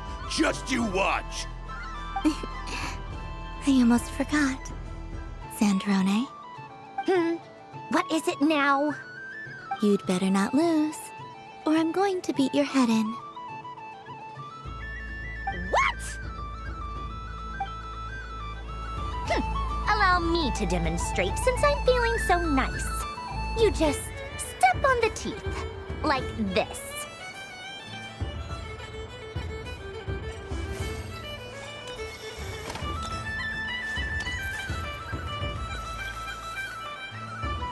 Which should I pick?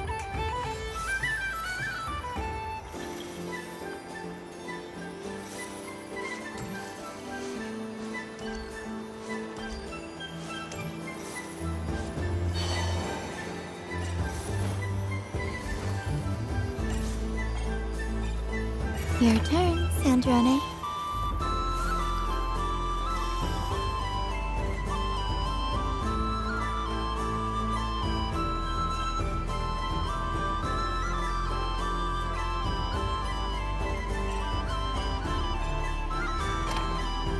Don't come crying to me if you get bitten.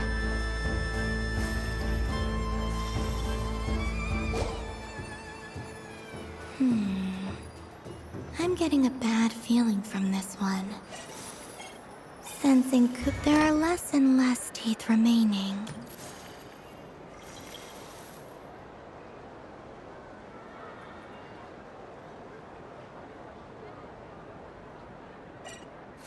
Huh? What's that noise?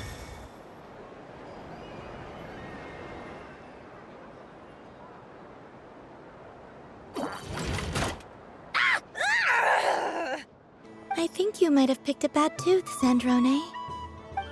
Shut it! Do you need any help? It seems like you're stuck. No! It's just a blasted...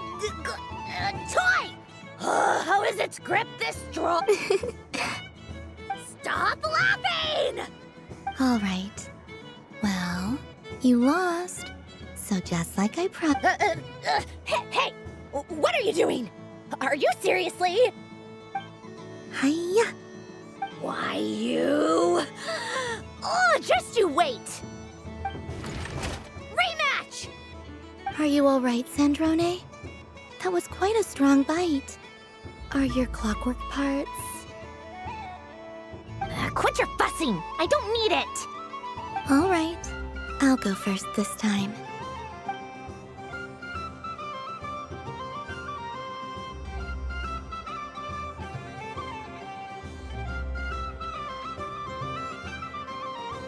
I see it now. She can sense which teeth are rigged. So I just need to avoid the same ones that she does.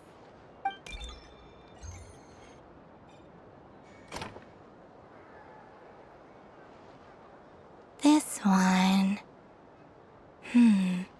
Seems fine. She avoided that one then? Now I've got you.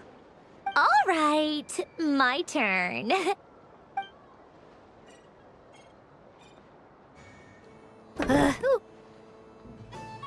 What? Looks like you lost again, Sandrone. Wait! There's more than one bad tooth! Bonk.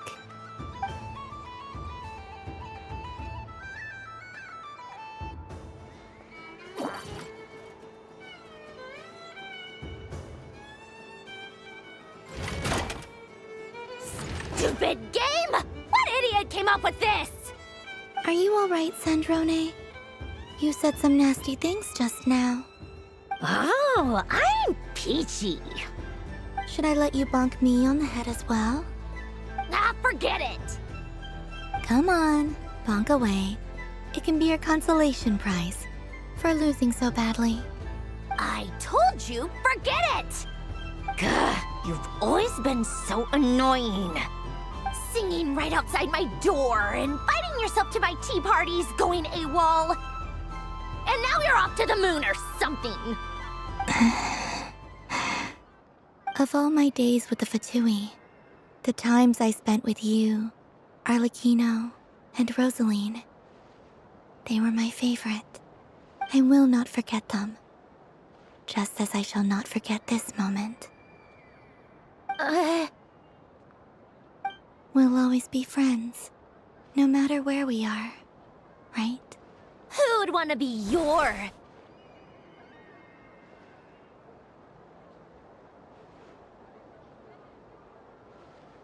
I'll miss you, Sandrone.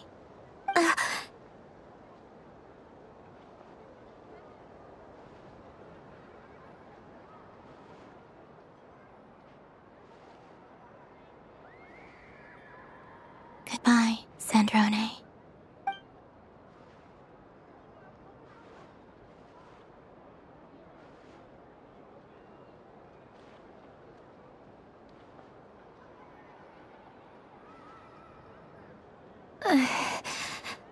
I'll miss you too, Columbina. Sorry, what was that? Ah! Ah! Yeesh! No need to freak out. What's wrong? We've been looking everywhere for you. What do you want? Oh, nice ears.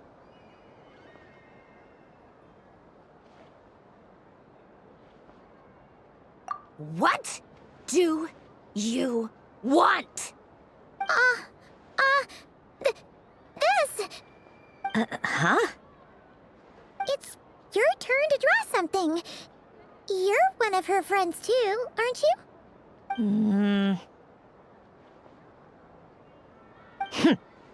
Doesn't know how lucky she is. Sorry?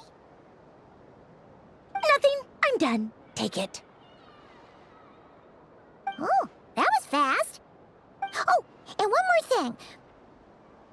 Last time we spoke, you mentioned you were interested in the Narcissan Kreuz Ordo's research, remember? There were too many people when we last met, so we didn't get the chance to do this. What are you talking about?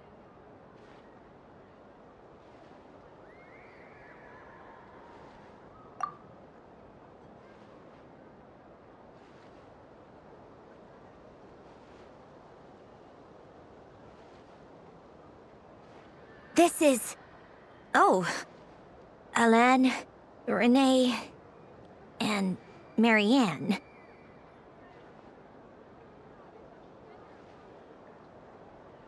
Huh. The Holy Blade. A savior's plaything.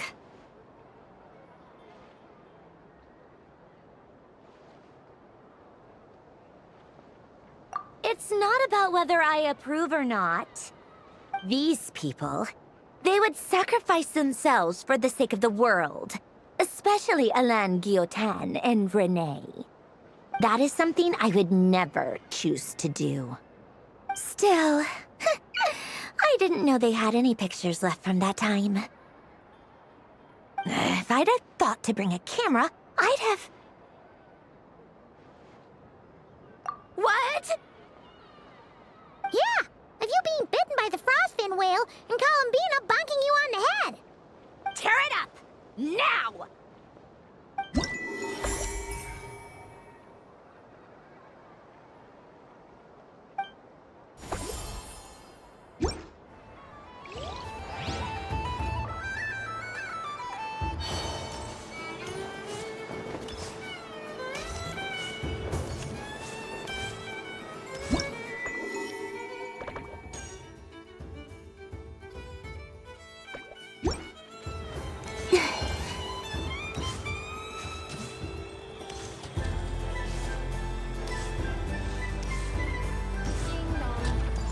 The next robot show will start in 5 minutes.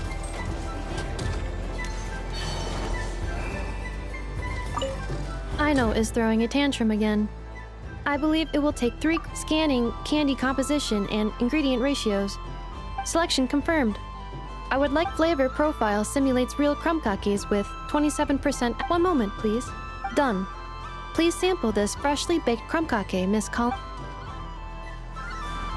The robot show will now begin.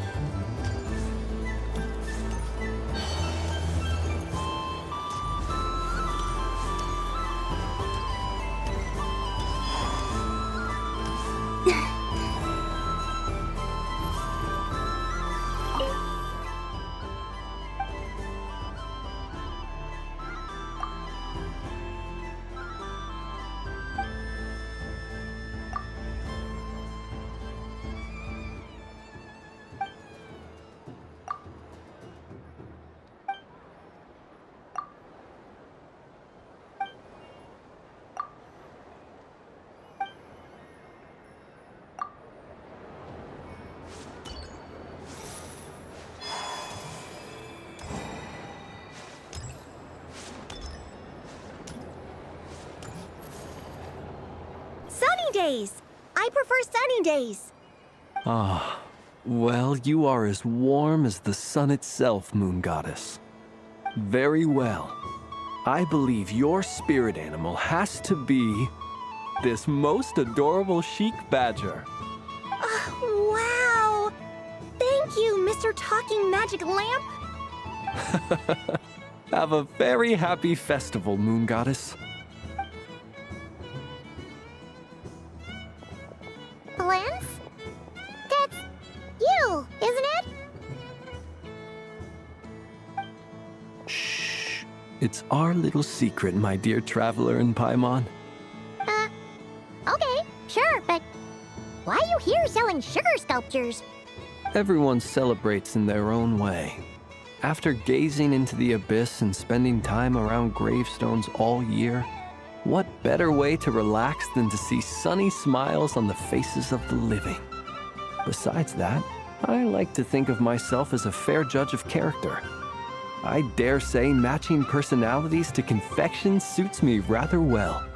That's not what Paimon was talking about. Aren't you afraid that your true identity might be exposed? Should I be? There is all manner of magic in the air this moon prayer night, thanks to the work of the great mages. I see Miss Columbina is hiding in plain sight. Why should I not do the same? Why miss this rare opportunity to enjoy a special evening in my true form? Fair enough. You got a point there. People who don't know you will probably think you're just a talking lantern. Well, now that we see eye to eye, what brings you here? Not a search for your spirit animal, I presume? Well, actually... Here, see for yourself. Oh, this is... How wonderful. A beautiful idea. Yeah! We just met Varka, and he said that having everyone draw their own section was kind of boring. So, he did your bit for you. Varka. Ever the maverick. I see his artistic skills are truly one of a kind. In that case, I shall paint something on Mr. Albedo's behalf in a short while. What? Why not now? Ahem. Welcome home, Moon Goddess. Phew, that was close. Hello, Flint. What? She recognized you right away! What keen eyes you have, Miss Columbina. Especially considering they are shut. I did not see you. Rather, I sensed you. I can sense the fluctuations in Kuvaki all around me. One would expect no less of the moon goddess. Might I interest you in some candy? Yes, please. Excellent. I shall make some for you right away. Hmm? Something the matter, Miss Columbina? What about my spirit animal? All the other children carrying sugar sculptures are talking about it. Wait, is she taking the test seriously? Ah, my apologies. How could I neglect that? You are quite right, Miss Columbina. Every one of us has a magical creature living in their heart. Would you permit me to help you find yours? Yes, please. Do you prefer the day or the night? Night. Which of the 4 seasons is your favorite? Winter. Think of a perfect day. What is the weather like? Sunny, rainy, or perhaps cloudy? Rainy in the morning, sunny at night. What kind of answer is that? Forests, lakes, and open seas. Which do you prefer of these? I like them all. Imagine you opened your very own shop. What would you sell there? Moonlight, I think. Wow! Paimon would totally shop there.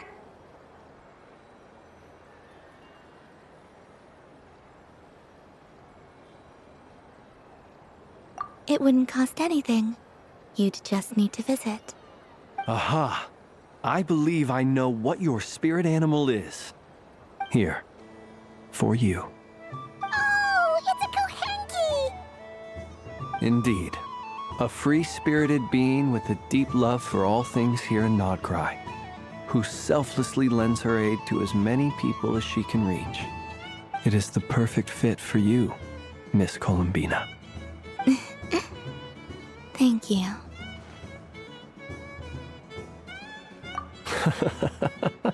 It would be my honor. But you shall have to forgive me. We have known each other for quite some time. I doubt there is any answer I could give that would come as a surprise to you. So instead, would you accept this sugar sculpture as a token of our friendship? It's a lantern. Hey, why don't you two go enjoy your candy over there? Paimon wants to try out this spirit animal thing too. Right, Flint's? Come on, play ball. I get this drawing done. But I want to hear Paimon's answers. But it'll probably take ages. Paimon's a complex soul. And we don't want your candy to melt while you wait, huh? Oh. Okay then.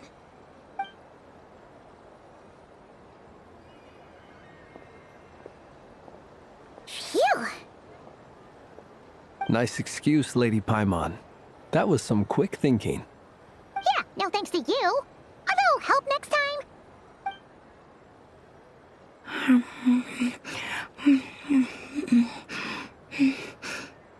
It's sweet.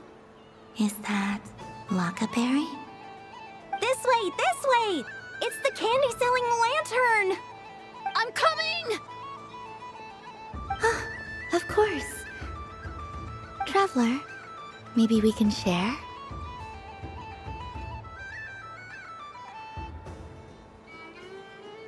Yes. I found out recently that people share their food sometimes, so I'd like to try it. Or is that a no? Thank you.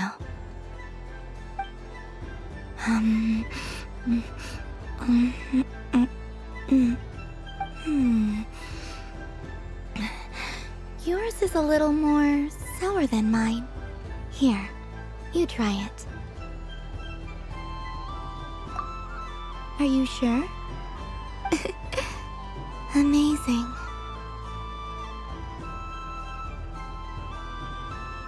My sugar sculpture has shrunk, yet my heart is filled with feelings of sweetness. I will remember this feeling.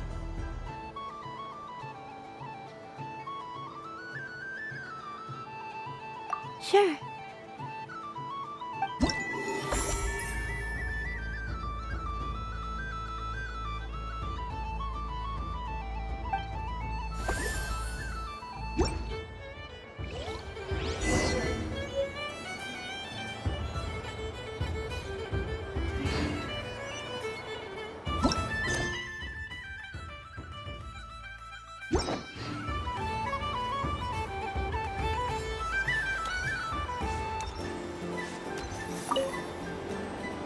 Traveler. Hey there, Kalamina! Are you done checking out the festive amusements already?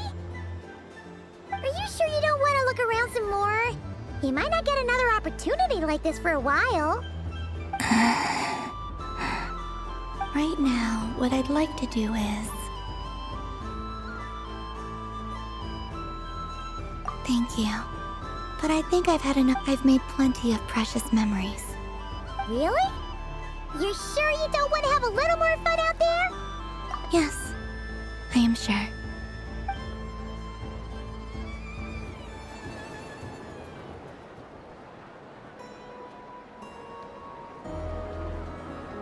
This was the most fun I've ever had on a moon prayer night.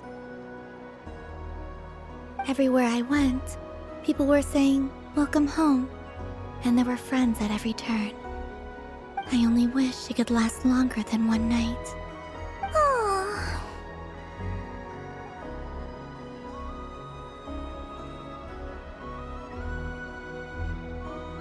Yes, you're right. The moon prayer blossoms. Ooh, look! Look! Moon prayer night has come.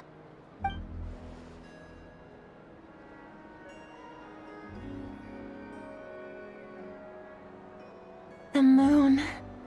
It's so beautiful. Happy Moon Prayer Night, dear. Happy moon prayer night.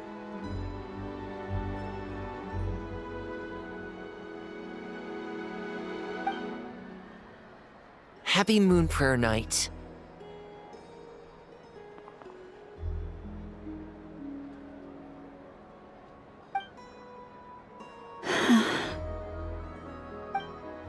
Aww. Huh.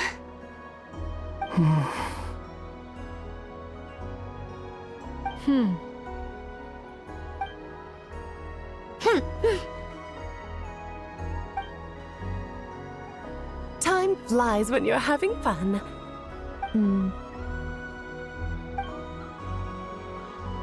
Oh. Looks like the time has come. Columbina. You're heading off, then? Yes, to the ruins you mentioned, and from there, back home to the moon. Wait! I know? At least... Take one of our craft shop's crumb cookies up to the moon with you. You know, for a snack. Sure, why not? The Curatorium of Secrets believes in proper farewells. No story should be left without a satisfactory endnote. Never. Farewells are an important affair for the Ratniki, too. We never know when we might meet again. Haha! And here I thought grand farewells wouldn't suit tonight's mood. But I suppose friendly passion is not to be stopped, eh?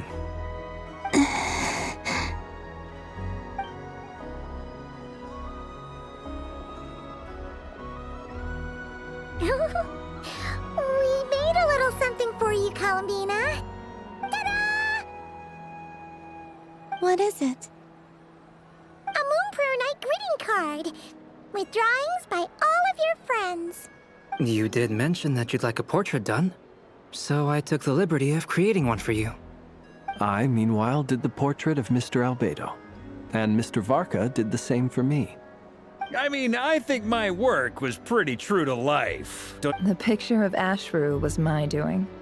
The two of you seem to get along rather well. Wait, was I the only one who did a full body picture? That's so embarrassing. I did pictures of me and Anefa. I did my own portrait and one for Hat Guy. Plus, there's the two mages, Arlecchino and Sandrone. So, if you ever miss us, just flip the card open and we'll all be right there with ya.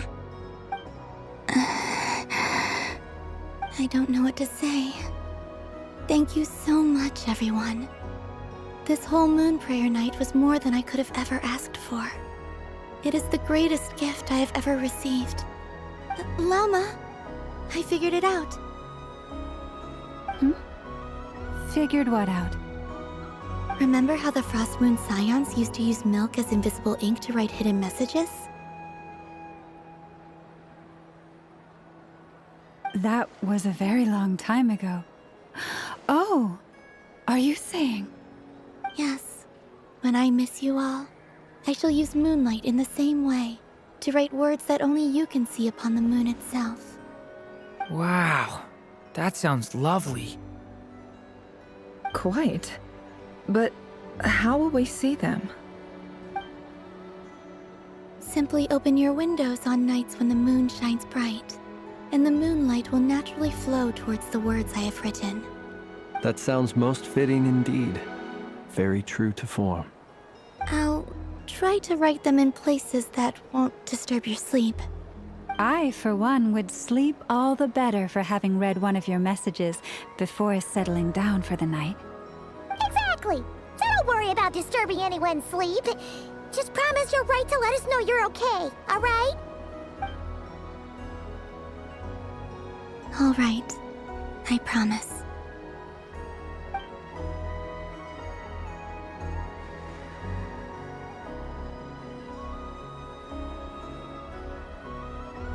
In that case, Columbina. I'm ready.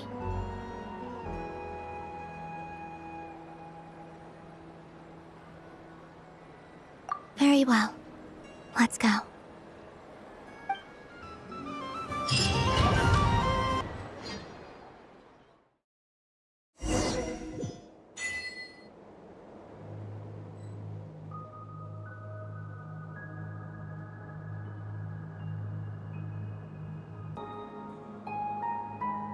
In just a few moments, I will be gone. I still don't know what to expect on the moon. Will I really be able to send messages to my friends? The Kuhenki, the animals of Nod Cry. I'll never get to see them again. I wonder where I'll be when the next moon prayer night comes.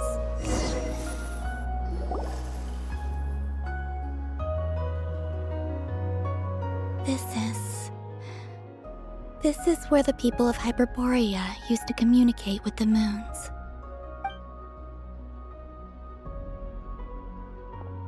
Eternal moon, frost moon, iridescent moon.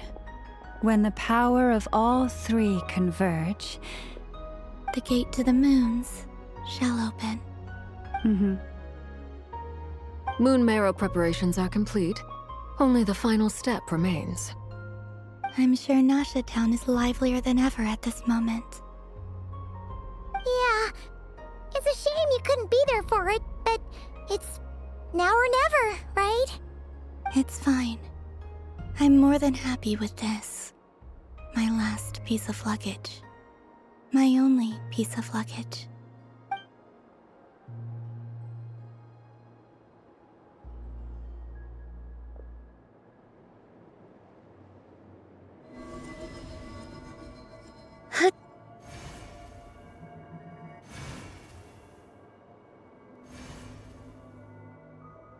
I can already feel the moon calling to me.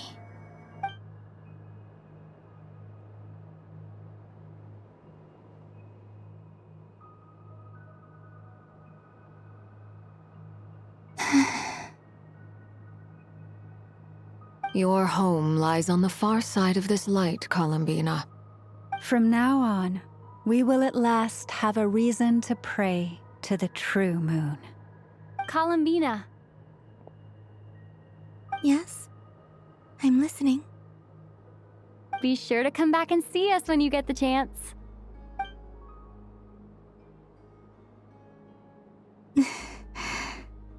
Of course. But if that chance doesn't come, then remember that you have friends on this planet. People who will miss Columbina. Yes, I will. Thank you for everything you've done for me. And remember, come night or day, the moonlight shall always connect us. Well then, farewell, my friends.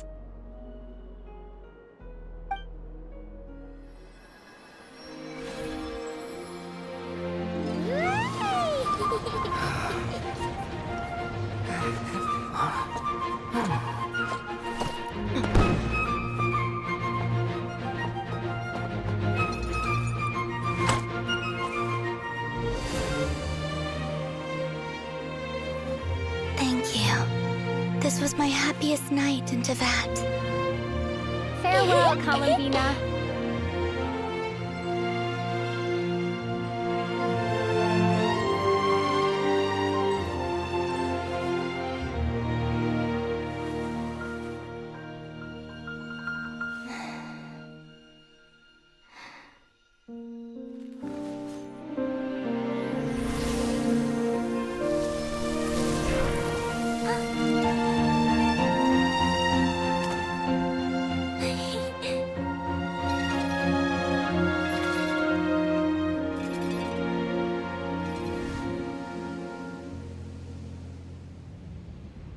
The moon really is closer than ever tonight.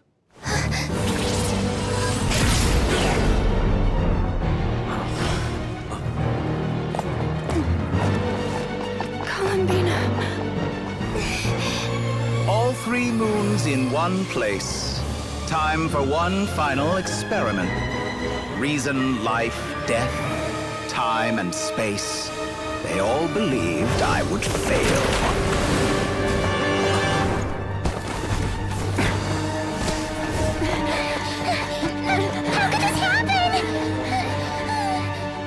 But Teyvat's primordial power never did belong to the throne of heaven. And now, they are mine.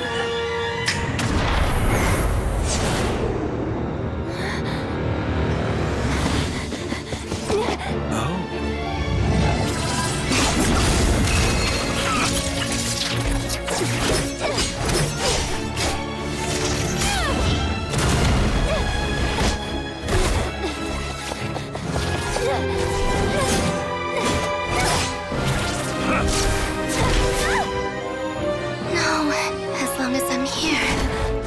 The Doctor is free to wield the 3 moons' power.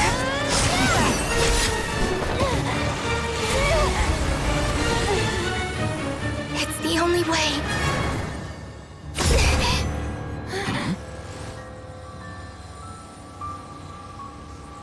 I guess I won't be going home today.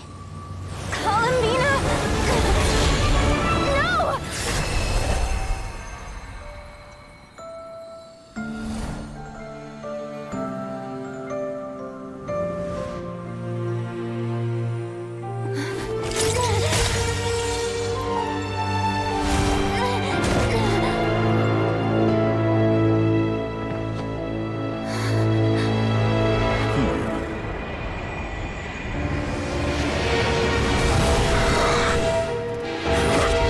Stubborn world, do not try to control me!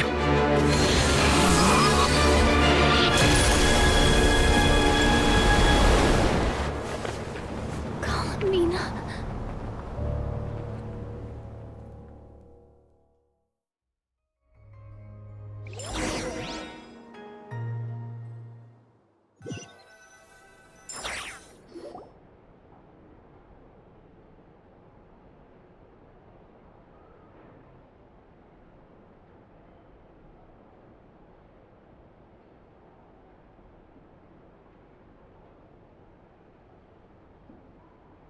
Are you all right? Do your wounds still hurt? I had someone prepare a little medicine that could prove effective. Take it if you need to. In that case, let me relate the contents of the call we made to Alice after the incident occurred. That Dottore is a crafty one. He distracted the Hexenzirkel by creating a huge fuss at Tevat's borders.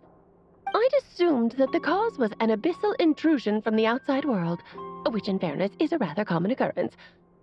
But after learning that you managed to influence the phantoms in Notcry, I realized that perhaps this interference could have come from within Tevat instead. But we weren't able to change their fates. True, you couldn't change how their stories ended, but you did build some variables around yourself. Variables? Yes, things you heard that you could not otherwise have learned, ideas that would otherwise have never crossed your mind. All these things are variables. Of course, most variables usually pale into insignificance with the myriad of possibilities floating around. But the moment you start treating them as building blocks and intentionally stacking them, that changes things. That's what Dottore did, and it's how he created the necessary conditions so that when you activated the portal tonight, it played right into his plan. However, we have no way of knowing exactly what he did. Yeah, we also need to ascertain Columbina's status. And that about sums it up. As I suspected, Dottore has disappeared completely. If it's any consolation, he wasn't able to control Columbina as he might have wished to. Oh no! What? She did what? All we saw was Dottore appeared and used some kind of power. The next thing we knew, he and Columbina were gone and you were falling into the sea.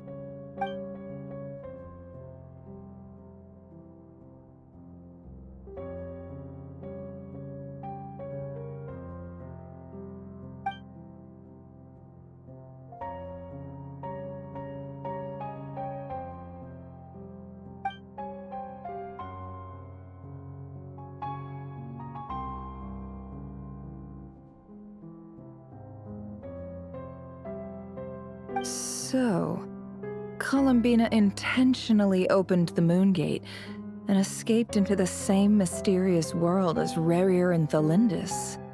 Sounds like bad news.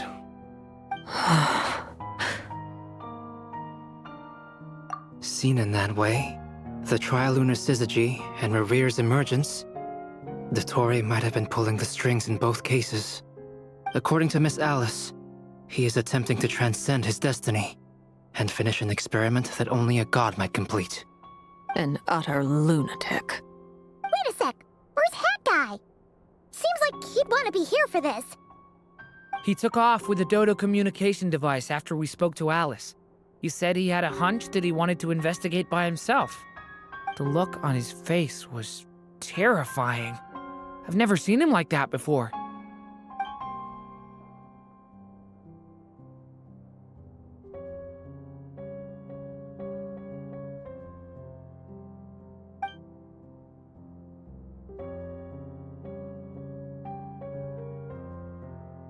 I'm back. Hat Guy! I went to look for the Hyperborean phantoms again. I think I've gotten to the bottom of it. I got them to talk to Nicole on the other end of the communications line. Turns out, the history they describe is different from how Nicole remembers it. Really? But how? Surely Nicole can't have been wrong. Because the phantoms are the ones who are deceived. They speak of a savior who appeared in their history. One who never should have existed. This savior promised to create a new moon within the false sky, and even bring back their moon goddesses. Foolishly, they believed in him, and told him everything he wanted to know about the moons. It's obvious that this was Dottoro's doing. Now you mention it, the first time we entered the Hyperborean ruins, we heard the phantoms discussing their history, and I remember Nicole commenting that something sounded a little strange. But Dottore shouldn't have been able to get in there in the first place. He didn't. Nicole said that this was an anomalous state triggered by disruptions in the causal connections between phantoms from the same era. The variables that Dottore put in place were substantial enough that they even affected phantoms that he never met. So it's not that their memories were unclear. They'd been tampered with. That's exactly the possibility Dottore was trying to manufacture. He turned these variables into knowledge and engineered the situation so all that knowledge would fall into his hands. Then, he harnessed that knowledge on Moon Prayer Night to truly create a false moon. How is that even possible? To be precise, he exploited a weakness in the way the spell works. The spell senses Kuvaki to detect the moon's location. So, as long as the false moon more strongly resembled a moon than the frost moon beyond the skies, the gate would teleport Columbina to the false moon's location. In other words, to Dottore's side. Once he had her under control, the teleportation spell remained active, and he manipulated her power to seize both moon marrows. At that moment, the moon marrows disappeared right before our eyes. It was already too late, even as we were leaving the ruins.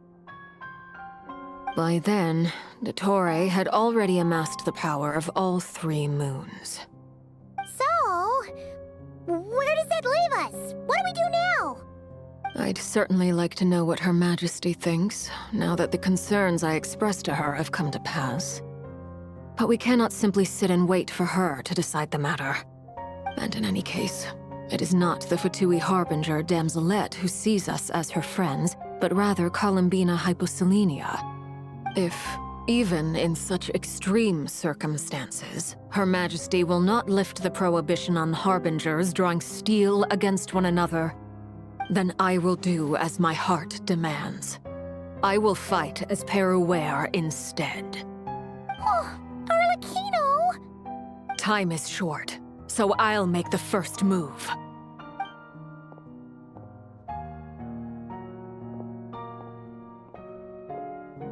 Whew. Even Arlecchino seems to be losing her cool now.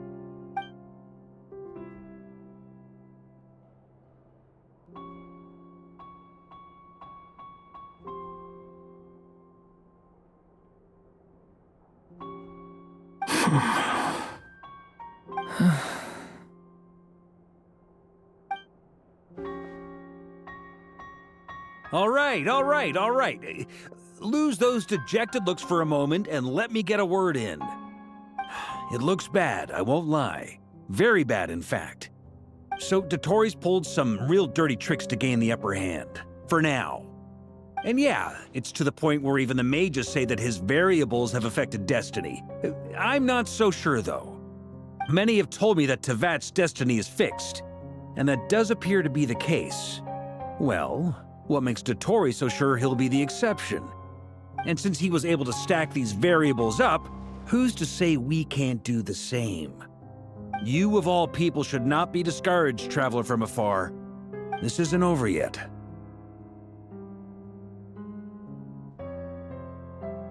And you're not alone in that. Everyone here does, whether they've spoken thus far or not. But none of us are the type to sit back and wait for the sun to shine again. That's exactly how a knight should roll. If they knock you down, you get back up and get back in it. Don't forget, Honorary Knight, you're a legitimate member of Mondstadt too. Fark is right. This is far from over. Dottore's already way overdue a butt-kicking given his past shenanigans. And after this, he's earned himself a double dose. That's what I'm talking about. How's everyone else feeling? I'll use Kuvaki to investigate Columbina's whereabouts. I am not ready to give up either. Leave the intel gathering to me. Whatever happens within Nodcry's borders, when the Curatorium of Secrets wants to be in the know, We always find a way. Aino and I will do all we can to support you. We will attempt to reverse engineer Dotori's actions and seek a breakthrough that way. Alice and Nicole are busy dealing with an emergency at Tevat's borders, so they can't return just yet. But they're both very angry about this. They've asked Albedo and me to act on the Hexen Circle's behalf and do everything in our power to fight back against Dotori. Are you ready then? We're going to have to conduct a lot of research, even in the early stages. I'll do my best. As for me, I'm pretty familiar with Dotori's way of doing things, so I can try to predict his next move. I'll help with your investigation. Nice! Looks like we have our basic division of labor.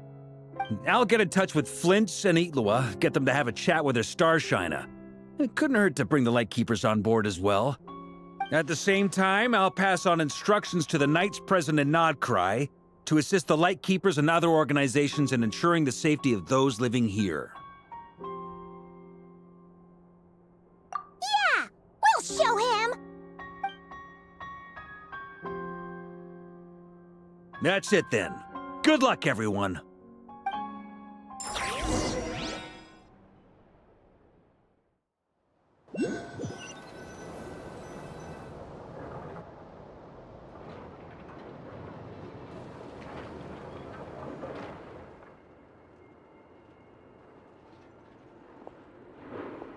I never thought that Columbina would become my real name.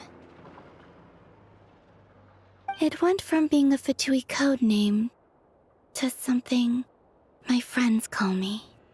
And remember, come night or day, the moonlight shall always connect us.